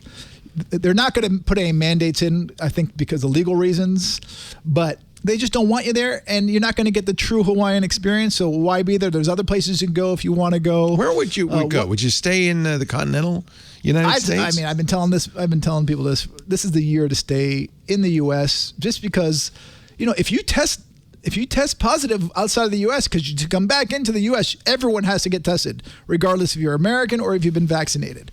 And I read horror stories all the time about people who get stuck. Lisa's really worried. As you know, we still have a Mexico trip booked in late October, and she's really worried. It's not about going there. She's worried she'll get tested and have to stay in Mexico because she can't get back in. So what are you, quarantining? If you don't have a job here or kids here, a lot of resorts in Mexico are actually paying for your quarantine if you test positive. Okay. But you can't leave the room, but they'll pay for your quarantine. They'll pay for the room. You won't be stuck with a huge bill like I just read some California couple did in Italy. Yeah. But so that's one of the things. Also, by the way, regarding Hawaii, a lot of locals in Maui are upset because there's a huge water shortage. You heard my East Coast accent. Water. They're having it's dry. They have red flag warnings on the leeward coast of all the islands. Definitely. It's really dry. Gosh, you wouldn't think of that about Hawaii, would you? No. But I got a couple things for you. Some good news. Oh, please. Qantas actually says, which is the Australian airline, they say they might start flying internationally in December. Believe it or not. Everyone was talking about July of next year or even late next year, but now they're talking about December. They can talk, Johnny, they can talk all they want. I know. I'm waiting till November to hear what they say. We don't know, do we? You don't. Some bad news, Alitalia, which is the Italian carrier, is ceasing operations on October 14th. What? Forever? Yes. Yeah. They're going out of business? Alitalia, out of business. Oh, that's sad. They're changing, I thought they were all run by the government. They are. So they're changing the name to ITA. And so, but if you have a ticket that's for after October 15th, you're going to need to call up. They've canceled it. My friends are in Venice right now. Mike Elgin and his wife Amira are in Venice. I have to say, it's beautiful to see the St. Mark's Square empty, just them. Right. But they were able to stand in front of the Mona Lisa with no tourists. That's nice. Right. But so for people who are planning their European trips, keep in mind, especially for next summer, Austria and Croatia just came out this week saying that you now need a new vaccination requirement where you've had to have the shot in the last 9 months, your second shot. Yeah, that's the new thing. And Switzerland actually says they've had it for a while, for a year. They say you have had a shot in the last year. But, this is going to change because people are learning all about the vaccine, how long they last for. It could change. So whenever you're planning on going outside of the country, keep reading those requirements of the destination because they change. Everything is so fluid. You just don't know what the requirements are going to be, and you don't want to land there and they say, sorry, you got your shot 10 months ago. That's not good enough. You got to go back home and you got to get back on a plane and pay for it. Yikes. So keep that in mind. Also, the big news is supposedly on Monday, the EU is going to make a big announcement restricting Americans to the EU because our cases here are so high. It was leaked by 2 diplomats. It hasn't come out publicly yet. Whoa. So we may not be able to go to the EU after this week? Well, Reuters is reporting it. And so it's right back to where we started, kind of. But some countries, they didn't even listen to the EU recommendations. So like Greece, they were still allowing Americans in even before the EU officially did. So I think it's going to be up to the countries, but keep that in mind. We'll see what happens on Monday. Wow. Yeah. But I also have a tip for you. I wrote a story that was actually picked up and did really well called 9 Tips for Avoiding COVID-19 While Flying. Oh, good. What? Tell me. How? And so number one, I say this is the time to splurge for first class. You can buy an upgrade for cheap these days. You can use your miles for cheap. I just booked a ticket to go to New York, 25,000 miles of business class, lie flat seat. That seat is normally 80,000 miles. You could also pay $800 instead of the normal $1,500. But it'll even be cheaper. Sometimes they'll even offer an upgrade. So why is first class better besides this, fancy? Well, because there's less people around you. Okay. But you're still on the same plane with everybody else. You're on the same plane, but all the planes have HEPA filters, which is hospital quality. It's not the processed air you have to worry about. It's like the guy next to you breathing on you that you have to worry about. Correct. I mean, that's why I try. If you can fly first class between New York and LA, where it's just one seat, then the aisle, then another seat. Yeah. And you're golden. But I always try to book the last row of that cabin as well, as long as there's not a bathroom right behind it. So always go online and find out what the seating configuration is, where the bathrooms are located. Obviously, check in online. Try not to check a bag so you can just minimize going to the airport early and sticking around, especially at the baggage claim. I mean, baggage claim is just full of people. There's no filters there. And, there's a whole bunch of tips, but get clear. You really want to get to the front of the security line. TSA pre-check. We went to an outdoor concert last week, and they said if you get clear and you can upload your vaccine card to Clear, and then you get a nice clear QR code with your ID and everything. We're already Clear members, so it even knew who I was. That was kind of cool. That made it fast and easy. Did you use QR code, or did you scan your eyes too? You had to scan your eyes, I assume. Well, I was already a member, so I didn't have to do anything. Okay, I just had to upload my. You had to scan your eyes. Yeah. But this that you just show them, and it said it had my picture and the QR code that I had verified with Clear that I had the vaccine card, and that was all I needed, which was great. Yeah, a lot of stadiums and arenas are now accepting Clear. They're now partnered with them. How much is Clear? It's like $60 a year. It's $179 a year, but if you have a United freaking Flyer number or Delta, you don't have to be an elite member. Just have a number. Just sign up. Takes 2 minutes. You'll cut that down to, I think, $99 or $109. That's not bad. Okay.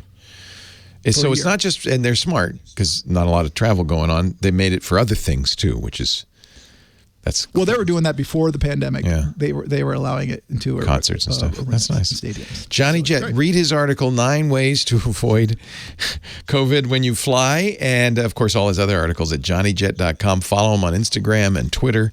There's always great stuff from Johnny. And don't forget his newsletters, lots of them. They're all free, and they're really, really useful. Mr. Johnny Jett, thank you so much, sir. Safe travels. Thank you. At least to the living room and back. One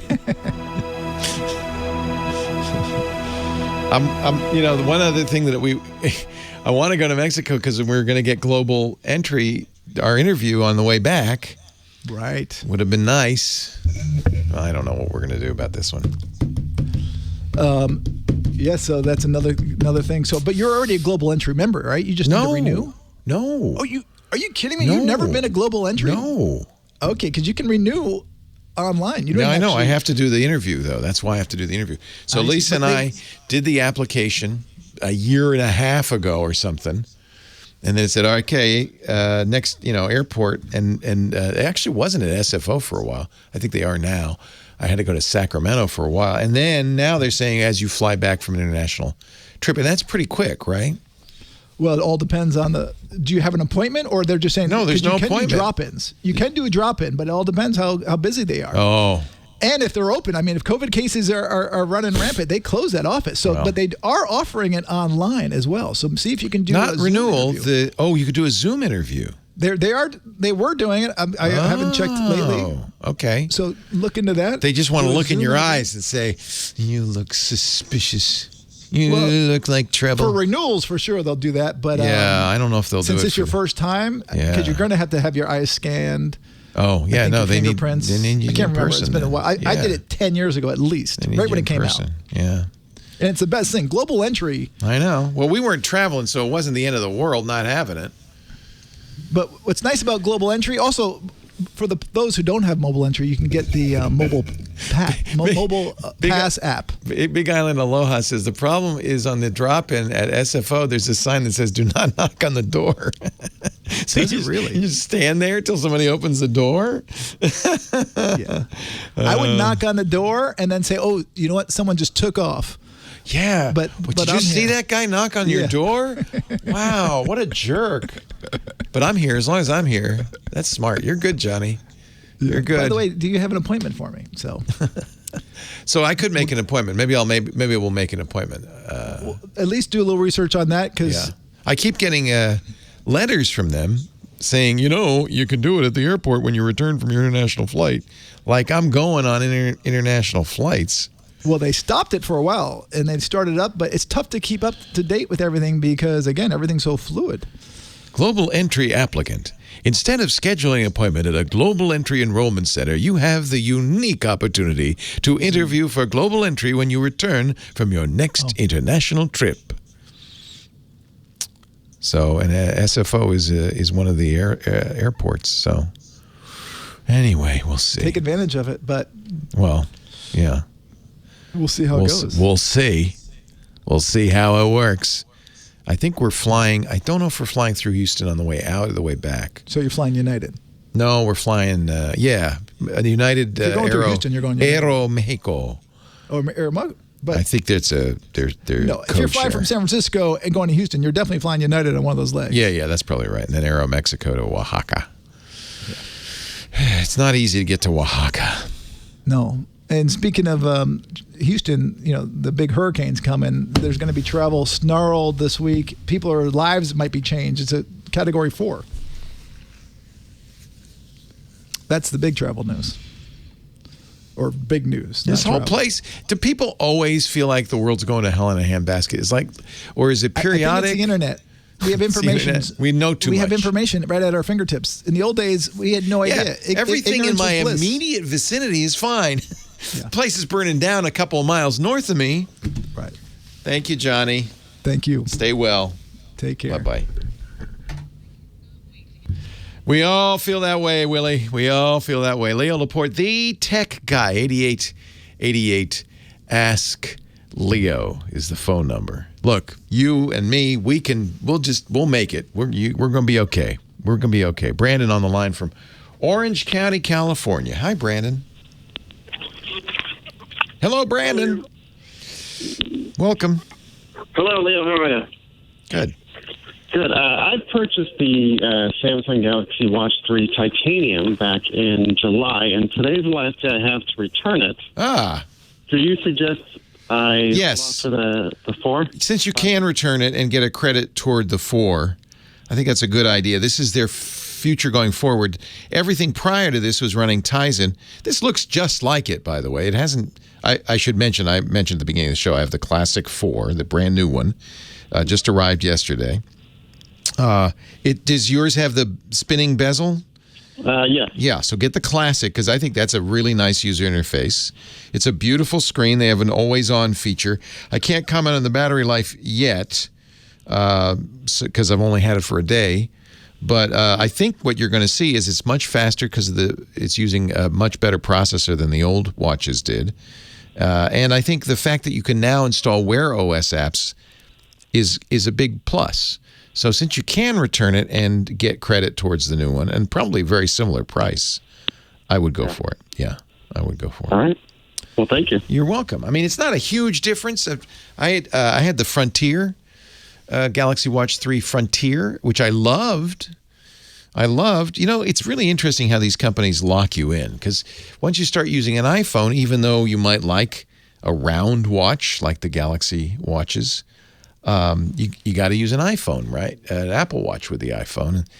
And then, you probably should buy a Mac and an iPad, and, they got you. And I don't know if the Samsung ecosystem is quite as compelling. I like their phones. I think their phones are great. And the watch, as far as I'm concerned, does everything the Apple Watch does. They've made a big effort to add many of the features like monitoring your blood oxygen. They even have a EKG, much like the Apple Watch, probably as useless as the Apple Watch, but at least they do it. So they've made it very similar. You have built in, what the number one thing, besides telling the time, which is, nice. Nowadays, people don't wear watches because you can see the time everywhere. Your phone has it and everything. But it's nice to have a little thing on your wrist, tells you what time it is.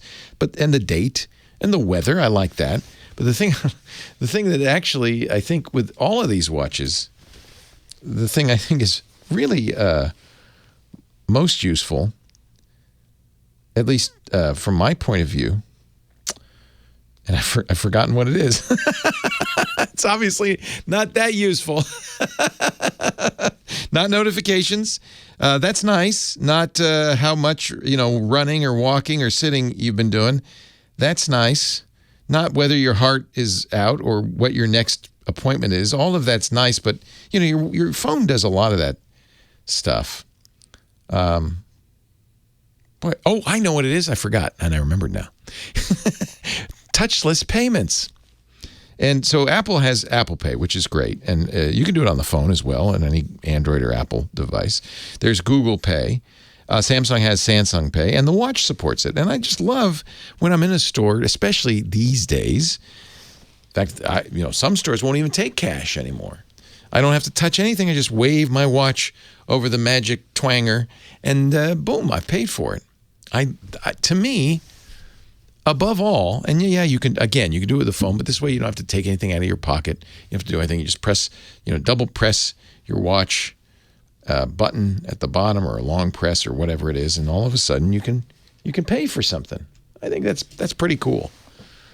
You just hold it next to an NFC reader, and you can choose which card you want to use and all of that stuff. I think that's a nice feature. It's Samsung watches support that, Samsung Pay, as well as Google Pay, so you get your choice there. And it's very similar, I think, in every respect to Apple Pay. I don't think Apple has any special features that you might miss. Brandon on the line from Orange County, California. Hi, Brandon. Leo Laporte, the tech guy. Hello, Brandon. Hello, Brandon. Oh, no, it's not Brandon. Sorry, Brandon wasn't there. It's Renee from Los Angeles. I just did Brandon. Hi, Renee. Hi, Leo. How are you? Wonderful. How are you? I'm doing fine, thank you. What can I do for you today? I was wondering if you could suggest a free screen monitoring program. If I'm in one location, my mother's in another location. I'm not sure of the terminology, and I need to assist her with a program on her PC. With her permission, I could get access to her screen or to her computer. There's a lot of ways to do this. You're playing right into my next ad, actually. Oh, great. Because we have a sponsor that does it, and I think they're very good, Remote PC. So that's certainly one to look at. In fact, I'll give you the whole pitch for Remote PC in a minute. But there are other companies that do this. Teamviewer is one. You said free. Remote PC is not free, although it's like, I think it's $1 a month or something. It's pretty inexpensive right now. But Teamviewer is free. Log Me In is also free. And then if you're a little geeky, this whole arena, there's an open source solution called VNC. And there are a variety of VNC clients and servers, but then you have to install on your mom's computer, you have to install on yours. It's a little more complicated. I think the consumer-focused ones, like Remote PC, Log Me In, and TeamViewer, are a lot easier for you, and probably more important to you, a lot easier for mom. She'll get a little pop-up on the screen that says, Renee wants to help you out. Is that okay? And she says, oh, yeah, please, Renee. By the way, that's what I do with my mom. Use Remote PC. And Mom says she loves watching me fix her computer because the mouse moves and I do things. And it's like I'm a ghost in the machine. And Mom just loves that. She said, oh, it's so... My mother's going to get a kick out of it. Yeah, she'll get a kick out of it. She said, oh, that's so cool. Look what you're doing. You're in my computer. Isn't that sweet? Mom's in Rhode Island. I'm in California. This happens a lot. Oh, Mom, if I were there, I could fix this. So I just log in. So there's three of you, but I'll tell you about Remote PC. Frankly, now, because Zoom supports this, a lot of these, call, meeting things that we've had to use during COVID, suddenly they're all going, oh, we could do that too. So Zoom has a shared desktop capability as well. So a lot of these, so she's already using one of those to do video calls. You might look at that. Okay. So, that second option, did you say Team as Team viewer? TeamViewer, one team. Okay. One team. Yeah. Okay. And then. Go ahead. Go ahead. I'm sorry. No, I'm listening. No, this is just one other quick question that I had. I don't want to take up too much of your time. We're having problems with buffering a lot. Is there a good? We do a lot of streaming, downloading. What is a good internet speed? Or if there's something... Yeah, buffering it really means one of two things. I mean, mostly it means your speed is too slow. Sometimes the computer is too slow. Buffering merely means I couldn't keep up, so I've got to get ahead again. And that usually means dropped packets, but as I said, it could be the slow computer. But if you don't have a slow computer, I would say, depending on what you want to do, you want at least 25 megabits down. Netflix has like a page where they say, well, if you want to watch high def, you need this. If you want to watch UHD, you need this and all that. That'll give you an idea for, at least for streaming. What is it that you're streaming that buffers? Is it YouTube or? Yeah, it's YouTube, Hulu, Netflix. Okay. We're doing a lot of downloading from the Amazon stick. And what is your download speed right now? Do you know? No, I don't. Also, remember, it's everybody in the house. So if you've got a kid watching YouTube and you're trying to watch Netflix, that's going to be a problem too. So you have to divide it by the number of people using it at the same time. You might want to go, hey, Joey, turn off the YouTube I'm watching here. Something like that. But Netflix says 25 megabits is sufficient, even for ultra high def. But that's not free. Teamviewer is free. LogMeIn has a free tier. I think they used to anyway. Does LogMeIn still have a free tier? I have to check that.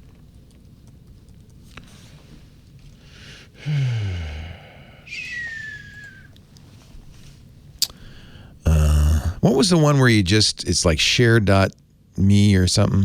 Is that LogMeIn? There's one where it's really simple. You just enter a website. Can't remember that. Oh, they killed the free tier? Yeah. Oh, well, never mind. What else is free besides Real VNC and TeamViewer? Anything else? I forget LogMeIn then.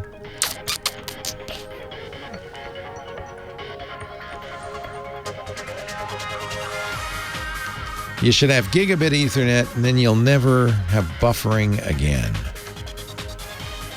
Wow. My internet speed is 1.3 gigabits per second on this machine, according to fast.com. Well, hey, how are you today? Leo Laporte here, the tech guy. Time to talk computers, the internet, home theater, digital photography, smartphones, smart watches. It's a good time to talk tech. 8888 Ask Leo is my phone number if you want to join the conversation. 888-827-5536. You can call that toll-free from anywhere in the U.S. or Canada. But outside the area, you can still call. You just have to use Skype out or something like that to reach us. 888-827-5536. Everything I talk about appears on our show website, techguylabs.com. Any links I mention, that kind of thing, steps I take, recommendations I make, they're all there. Thanks to James DeRuvo, our scribe, who's writing it all down. And that's free. There's no sign up. techguylabs.com. Pam in La Habra, California is next. Hi, Pam. Leo Laporte, the tech guy. Hi, how are you? I'm great. How are you? I'm good. Hey, quick question. We just purchased a house over in Arizona, and we don't have the best internet service there in the whole area. I'm a geek. First thing I check, not the schools, not the roads, not the taxes. How's the internet? Obviously, it wasn't as important to you, so. Yeah, no, what I'm looking for is something that we can kind of put in the home to make it better. Yeah. So usually, if you're lucky, in most areas of this country, you have two choices: your phone company or your cable company. Which one are you getting?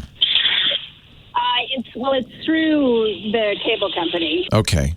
And is it a homeowners association that's providing it, or are you going directly to the cable company? No, directly through the company, okay. Yeah. Okay. And why do you say it's not good? You went out there and you went, this is terrible? Well, we actually own another place there right now, and it's just spotty. You lose service a lot. It just doesn't hold up. They're terrible. Just out of curiosity, who's the cable company down there?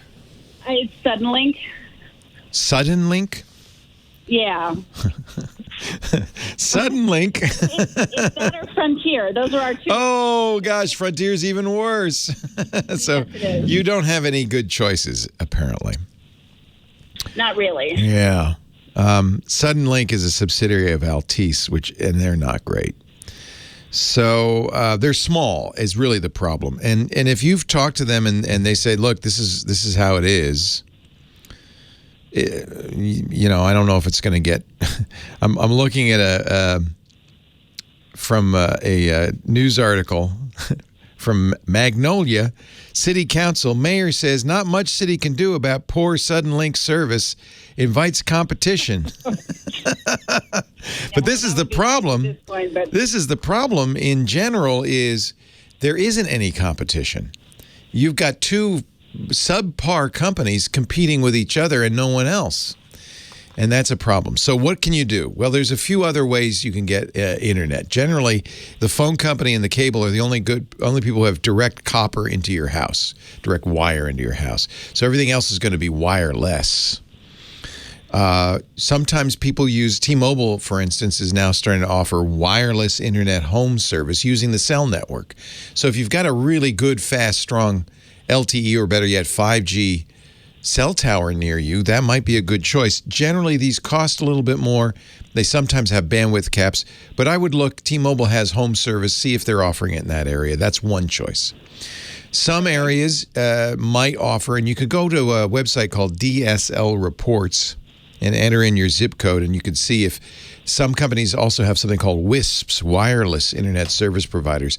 They often use microwave or other technologies to get you internet. You'd have to have a view of the tower. The newest, hottest thing is expensive, but might be a long-term solution for a lot of people who are really fed up with their, duopoly of internet providers, the phone company and the cable company, and that's Elon Musk's Starlink. Yeah, and it's not available in that area. And you already checked. Yeah. Yes, I just Starlink is slowly rolling out. They'll be available eventually in your area, I promise, but they're starting in the northern states. They're just now rolling out. They've got 1,700 satellites. They're planning to go to 12,000. Wow. And so the speed and the download and the availability will improve. Now, they're not cheap. It's $500 right now anyway, $500 for the equipment, $99 a month. I ordered it just so I can review it and test it because it is available in my area. I've paid close attention to people who are using it, and most people are getting around 100 to 200 megabits per second, a pretty decent internet speed. Yeah. Now, its reliability depends a lot on whether you can get a clear view of the entire sky. So if you're in a tree-lined area, have to get it pretty high up in the air to really have it work. Yeah, no, we actually, we would have, I think, a pretty clear view from where the house is. We have some trees around, but nothing's very high. Yeah. It's a lake community. So you'll have some choices, but right now, and this is, by the way, very common all over the country. Because of these monopolies, sometimes duopolies in communities, we just don't get the best internet. You can go to Suddenlink and say, "Hey, it's terrible." Have you tried that?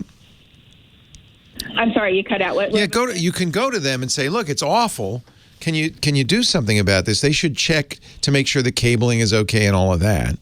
They do offer in some areas as fast as a gigabit.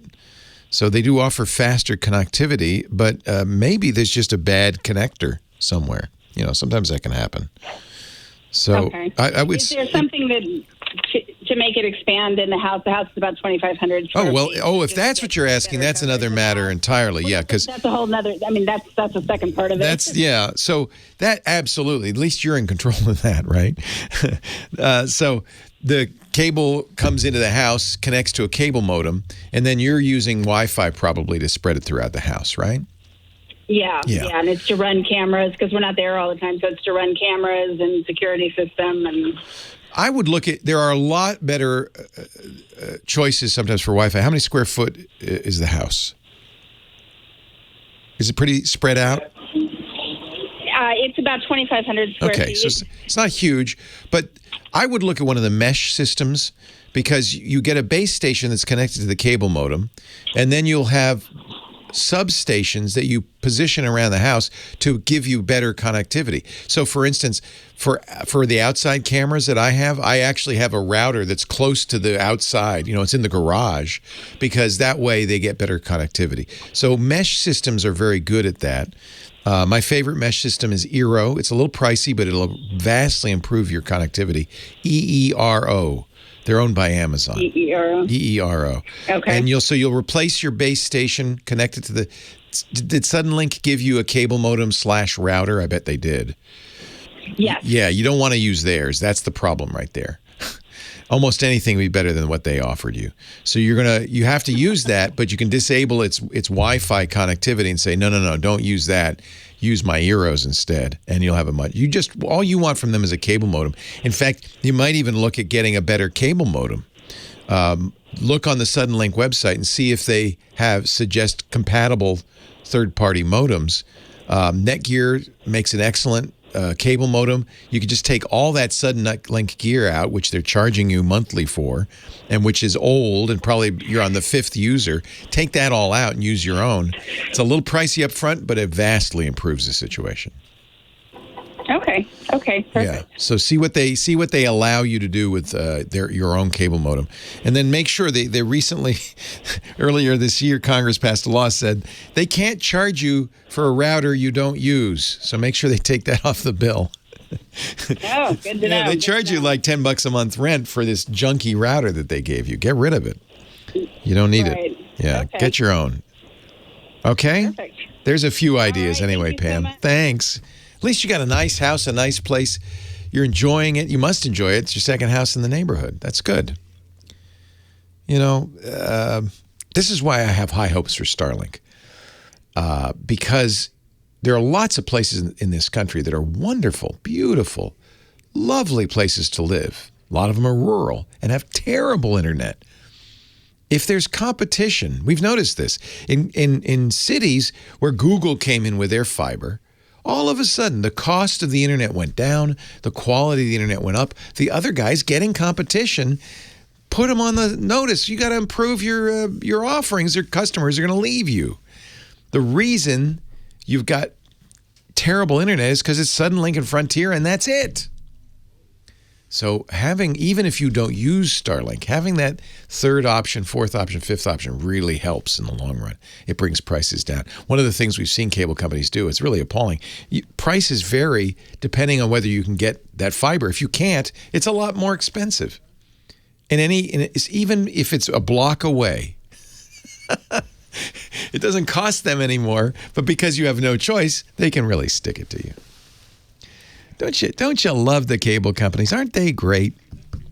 And I get my internet from a cable company because, like most of the country, that's the best offer.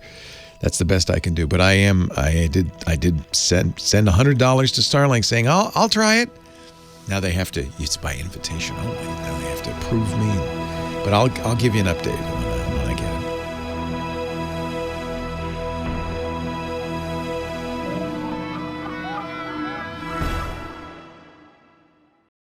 Are you an American band? I think you are. I think I got an American music director. Professor Laura, good job. Leo Laporte, the tech guy. Scott in Ventura, California is next. Hello, Scott.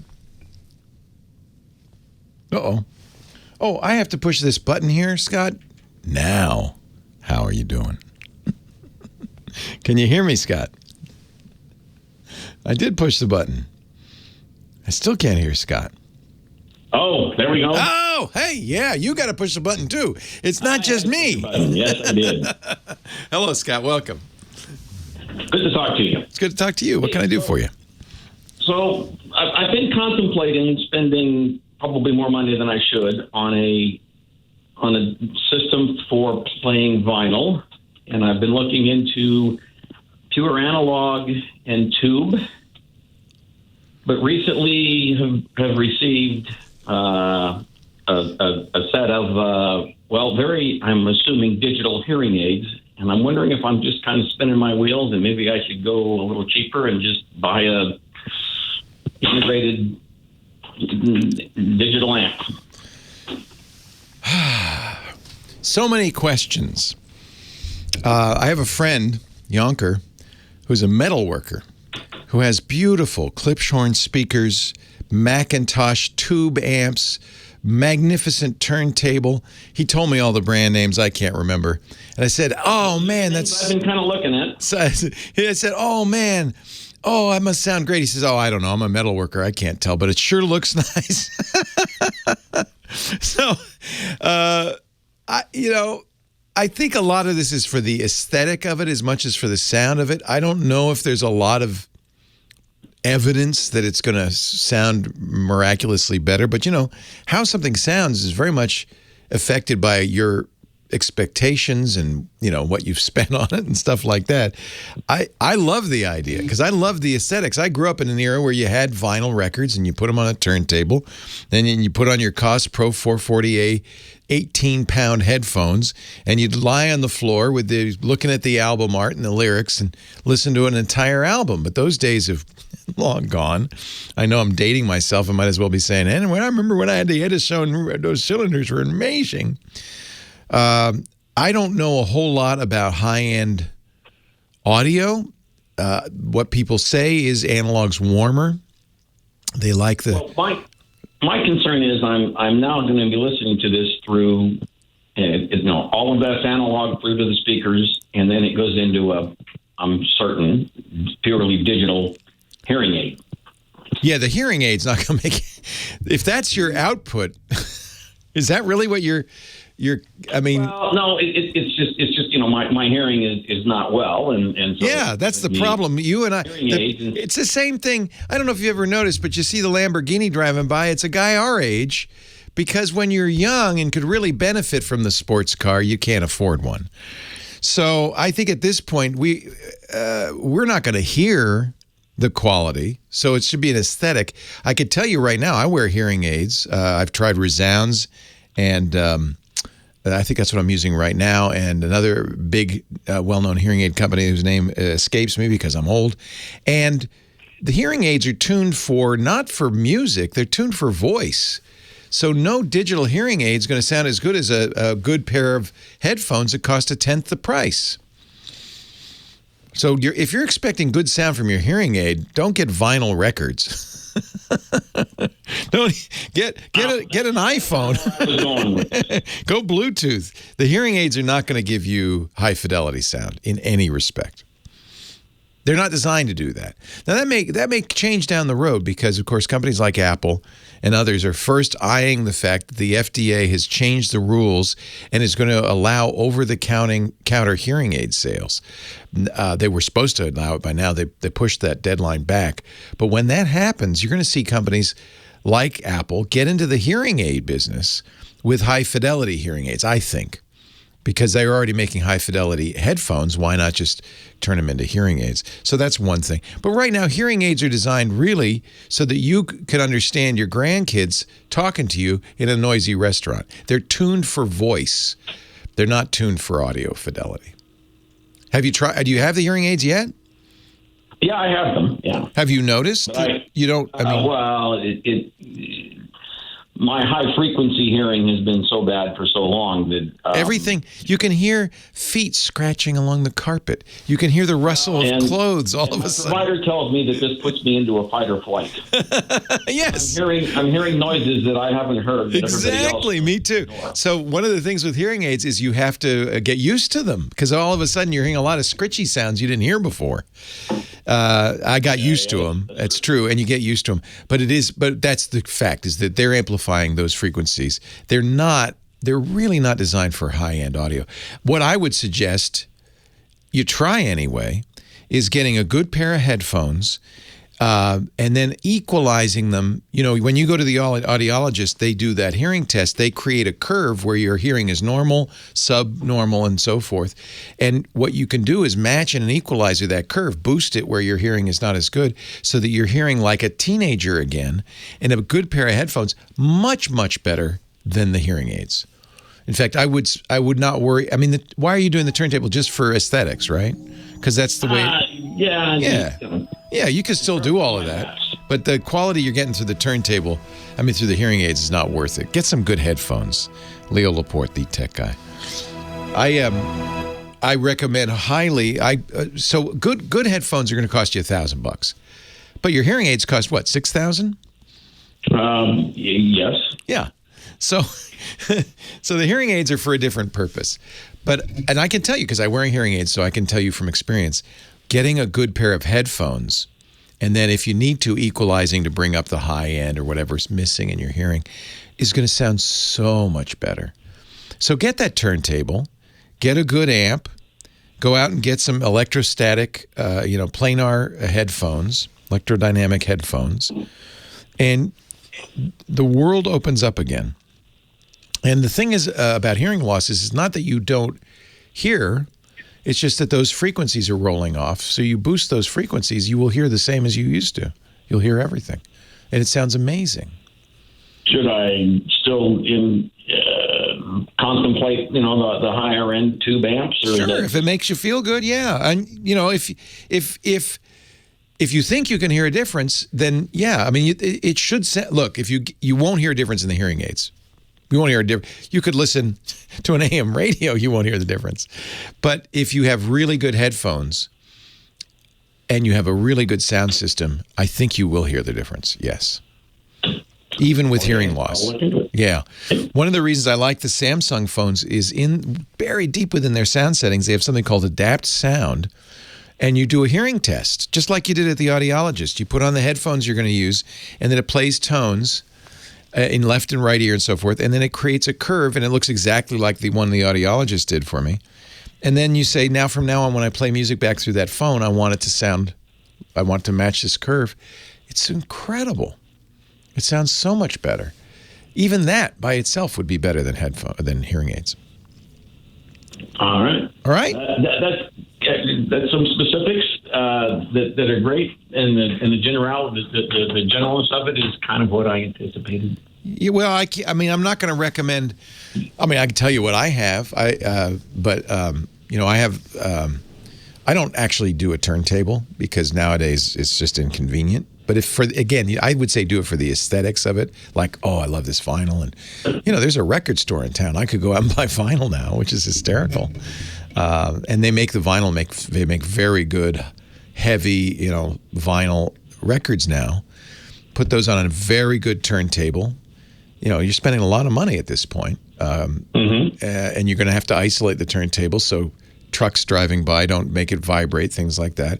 A tube amp. I think a tube amp sounds great. Although I've been told there are some now IC based amps that are you have to be careful. I've read this too. Yep, a lot of the tube amps they have tube visuals and it's digital the rest of the way. Yeah. So I think you probably could get a very good integrated circuit amp that would be just as good. But my strong recommendation is get a good pair of headphones and an equalizer, so that you can get the sound out so you'll be able to hear it. And I use Hi-Fi Man headphones that are incredible. Hi-Fi Man planar magnetic headphones. Scott talks about some very good headphones. The Stellias, they're very expensive. They're as expensive as your hearing aids were, but he says, incredible. That's a French company. The Focal, F-O-C-A-L. Actually, they're only half as much as your hearing aids. I find myself at a point in life when I can enjoy. Same reason I'm driving the Lamborghini. Enjoy. Right, exactly. You worked your way up to this. Take a look at Focal, F-O-C-A-L, S-T-E-L-L-I-A. These are incredible. What? Focal what? Stellia, S-T-E-L-L-I-A. These are $3,000.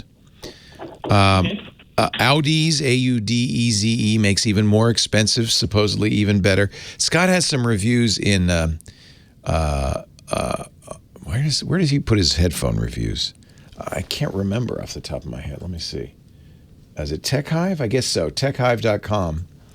Look at his reviews. They'll make you want to buy some very expensive headphones.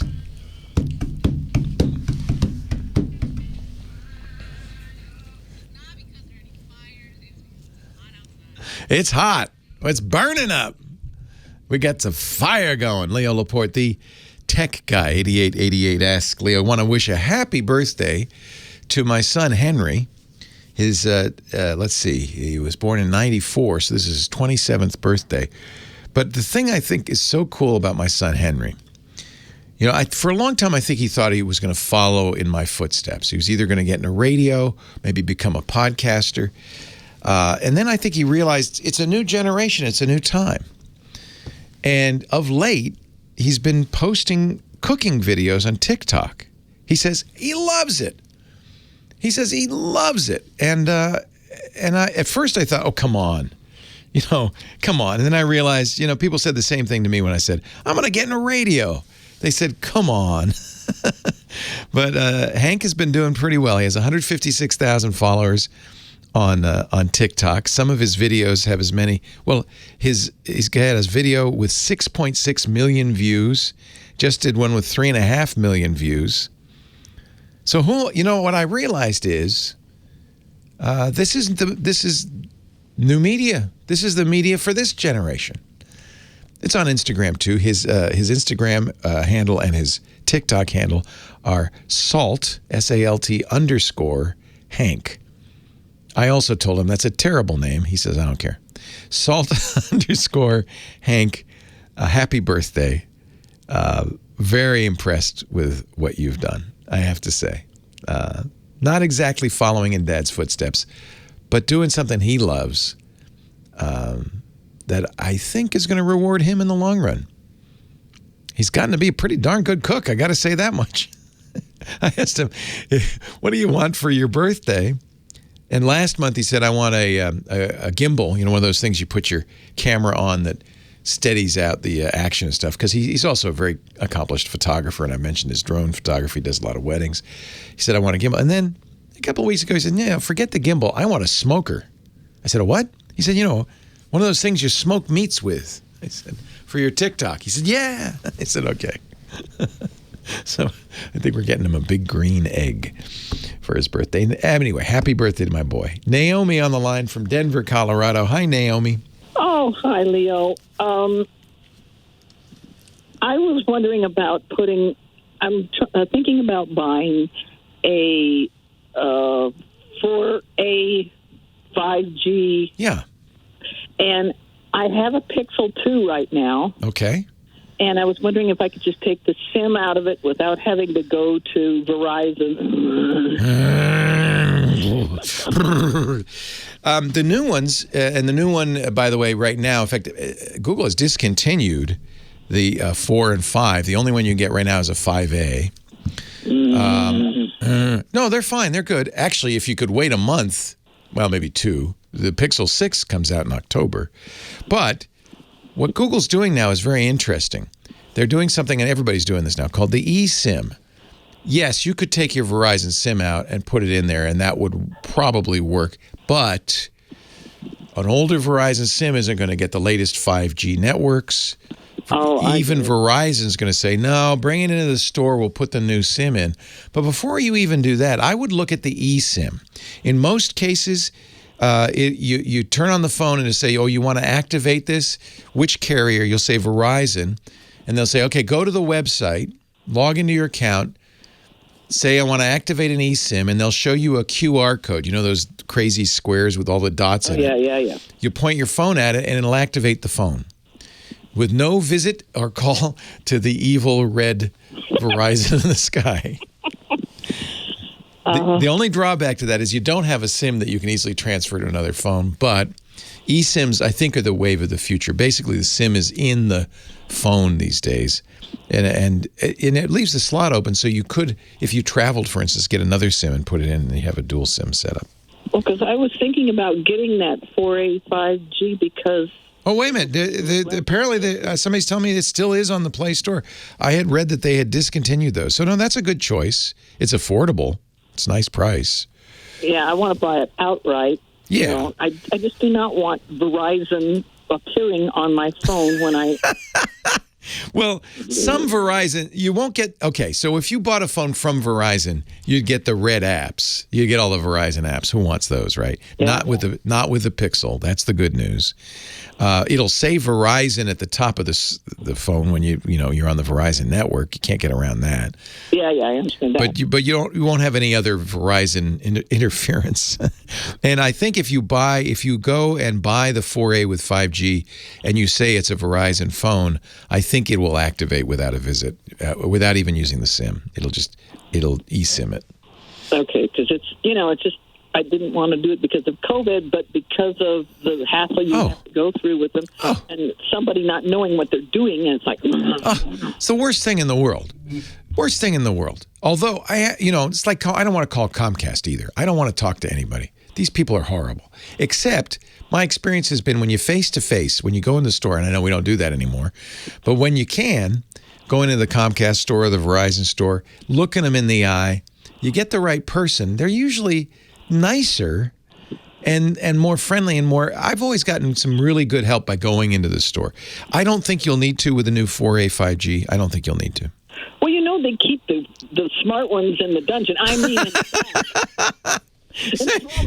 hey, would you let the smart one out of the dungeon? I want to talk to him for a change. No, I know it is a little hit or miss, But if you get a nice one, I found actually, for me, instead of calling Comcast, which seems to me a little more risky, going to the store, I've gotten great results. Same thing for Verizon. This phone is Verizon. I just transferred the SIM over into this new Samsung phone. Works fine. The only reason you might want your SIM, if it says 5G, you're good, but it won't if it's an older phone. So you might want the Verizon 5G SIM so that you get the radios right. But like I said, I think the eSIM will do all that automatically. But I'm not going to get that ugly Verizon welcome screen. Oh, I can't promise you that. If you want to avoid... you don't even want a welcome screen. Okay, so if you want to avoid that, get the unlocked one. Don't get the Verizon one.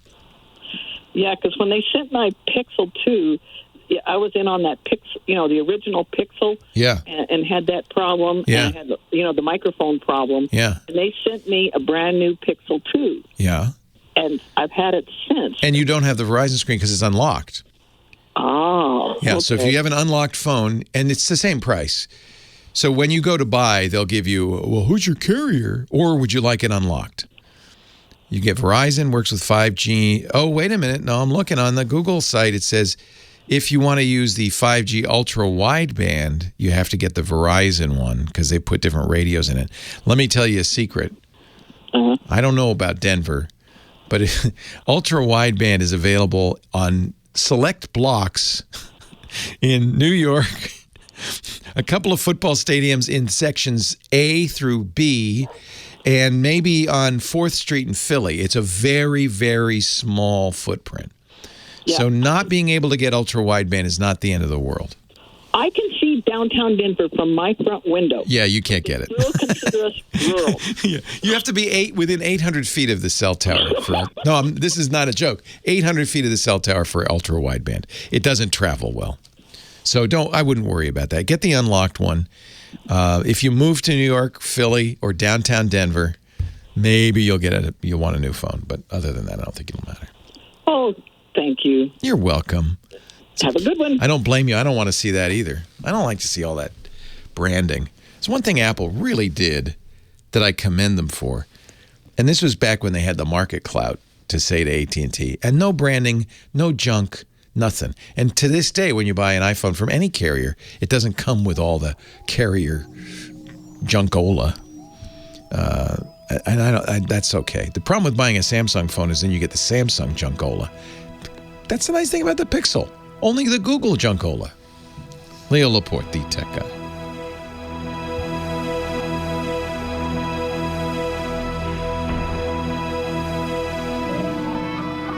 Yeah, low band's everywhere, and this works with low band. It just doesn't work with the UWB, which is nobody. I have to wait for the thing to kick in here. Here we go. Dun, dun, da, da, da, da. I'm not going to get it, am I? Oh, no. Longest intro in history. There we go. Dun, dun, da, da, da, da. The disco means dun, dun, dun. It's time for Dancing Dick DeBartolo, Mad's maddest writer, and our gizmo wizard. Hello, Dickie D. Leo, how you doing, pal? I'm well. You survived Hurricane Henri? Yes. For the city, it was mainly tons of rain. Yeah. and a lot of flooding. But I would nothing give disastrous. anything for rain right now. Really? Yeah. Well, also we had tremendous heat, which was not. No, that's no good. I know it was really humid and 100 Oh my degrees. gosh! I went to the low Wednesday was 84. The low. That's at 2 The low. a.m. Yeah. Yes. Oy. Yes. Well, that doesn't stop Dickie D from collecting the finest gizmos and gadgets from all the world and bringing them to us here every week. Now, this is going to be new for you and me, okay? Okay. Because you sometimes say, here with a wacky gadget, and sometimes I have a gadget that's pretty decent. So Monday I got an email that said, today only, all Mouse Jigglers, 40% off. What's a... Leo, I thought mouse? you would know. What's a mouse jiggler? I don't know. I just spent $20. I'm glad. What is it? It's got a tail. It looks like it's got a button. I thought you were going to say, well, Dick, you know what that's for? No, what? I don't know what that's. It's a You mouse. don't. It's a. How much was it? It's $25, but it was on sale. Yeah. It was on sale for $15. Well, that's a great just for price that for a day. mouse jiggler. I think that's a great deal. This is what I thought. I thought it was. I once had a laptop that if it went off, you would have to restart it 50 times before the screen would light up. Yeah. And I thought maybe a mouse jiggler. I thought for sure you were going to say, "Oh yeah, Dick, what are you kidding?" Well, me? I think I know now because I'm looking at it on your page, GizWiz.biz, and I see there's a timer on it, a button, and a USB port. So it plugs into the USB. I'm going to guess that it jiggles the mouse every few seconds to keep a computer from going to sleep, right? Oh, okay. Then if I still had that old computer, this would be good. I'm not quite sure why you need to know. I had a digital readout. I thought, not only is it a mouse jiggler, it has an LED readout. Leo is going to love this. Somebody in the chat room says IT professionals use this. Mike B said IT professionals use the mouse jiggler to prevent password dialog boxes due to screensavers or sleep mode after an employee is terminated and they need to maintain access to the computer. So they say, log into your computer, then take your check and get the heck out. They plug in the jiggler, and the jiggler keeps it from logging out because they don't know the password, so they can, erase the drive or whatever. Oh, all right. Or, it seems to me, all my computers have little things, like one's called caffeine, that keep the computer from going to sleep. It's just a little extension, and you press it's got a little coffee cup. You press the coffee cup, and then it won't go to sleep. So a lot of computers have this in software. But I can't believe you bought this without knowing what it does. Just for the name. For the name. Wouldn't you spend $15 to have your own mouse jiggler with LED readout? Yes. It sounds, I'm glad you have one now. You never know when you might need it. Faux Pas says it sounds like a Batman villain. I'm the mouse jiggler. Oh, that's very funny. At first, I thought it was the mouse juggler, and I thought, that's inhumane. I'm not going to buy that. And then I said, no, wait a minute. It's USB. All right. Well, we all learned something today. One is that we're probably never going to need this. But it's got a readout. What is the readout? Is it like how many times I've jiggled the mouse? Or how often I jiggle the mouse? I have no idea. I plugged it into my computer. My computer recognized it and then came up with the USB and the little X like it doesn't know what it is. And I thought, you know what? I really better ask Leo. Welcome to the club. No one knows what it is. Yeah. So we have now a completely useless gadget. Yeah. You've been working almost 20 years I've known this guy. Exactly. We've been looking for the perfect useless gadget. We finally found it. That we both found, right, because you didn't like the purse guard, and I still think that's one of the finest gadgets. This is a little hook you put on the table to hold your purse, and it's got an alarm. So if somebody steals your purse, it goes whoop, whoop, whoop. Yes. He still mocks it, and purses are being stolen as we speak. All the time. Mouses are not being jiggled. Finally, we have a way to jiggle that mouse. Exactly. And cheap, because I'll be selling this on eBay. No wonder the price is right. So if you want to know more about the Mouse Jiggler or where you can get one, here's the $25 Amazon link. Go to GizWiz.biz. I noticed you didn't make a video of this one. No, because I didn't know what you should have made. Didn't know what to do. Just a little short video of it plugged in, just sitting there, and said, not doing anything. Okay, well, there it is. It's doing as much here now as I did when I plugged it in. Oh my! You found the ultimate in gadgets, the Mouse Jiggler. Yeah, perfect. But clearly, there's a market for this if they're charging $25. And there are like 10 of them. There's like a variety. So, there's a variety, and you cannot tell from the description what it does. It's driver free. You should know. You just plug it in. You should just know. Why wouldn't you know? Well, at least someone in your chat room knows. Wait a minute. Scooter X has found, because these are all probably the same manufacturer, the exact same one on Alibaba for $22.47. The Mouse Jiggler mouse mover USB port with three modes supports multi-track, simulate mouse movement to prevent computer entering sleep. See, Alibaba explains it. Yeah. But here's one for $17.28. By the way, they all look exactly the same. I'm sure they're all from the same factory. Yeah. This is from a company called Vaydeer. The cheap one doesn't let it sleep, but it lets it take a nap. So I would not Brief get naps that. I would not are get that one. Oh, wait a minute. There's 3 different modes. There's A1, which is the wide range of movement. A2, which is the small range of movement. And A3, a jiggler range of movement. Oh, that's what we want, the jiggler. Jiggler. It's a Mouse Jiggler. I want the jiggler range. I want to see those numbers go up. I want to see the number of jiggles. And apparently that number on there is the time that you have been using it, how long it's been working. Well, now everybody needs one. Here's good news. The Mouse Jiggler is small and easy to carry. Oh, good. I can pack this. If I ever go anywhere again, Hey, I brought my Mouse Jiggler. Anyone need one? I got one. Anyone need it? I got it. Free Mouse Jiggler. If you want to find out more, go to GizWiz.biz. While you're there, click the What the Heck Is It contest link. A chance to win an autographed copy. Yes, soon. It's over. End of the month. That's like end of the month. 3 days. You're playing for the Sportacular Mad Magazine for October 2021. As seen here, autographed by Dick DeBartolo. There are a number of them for the right answer, even more for the wrong answer. Judges' decisions are final. GizWiz.biz. Don't forget Dick's great podcast at GizWiz.tv. Dickie D, stay cool now. Perfect. You too, buddy. And we will see you next week.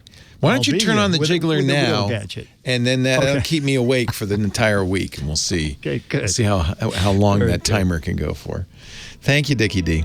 Okay, buddy. Take care. Next week. Hey, thanks, everybody. Time for me to check out. Have a great geek week. I'll see you next time. Well, that's it for the Tech Guy Show for today. Thank you so much for being here. And don't forget, TWiT, TWiT. It stands for This Week in Tech, and you'll find it at twit.tv, including the podcasts for this show. We talk about Windows on Windows Weekly, Macintosh on Mac Break Weekly, iPads, iPhones, Apple Watches on iOS Today, security on Security Now. I mean, I can go on and on and on. And, of course, the big show every Sunday afternoon, This Week in Tech. You'll find it all at twit.tv. And I'll be back next week with another great Tech Guys show. Thanks for joining me. We'll see you next time.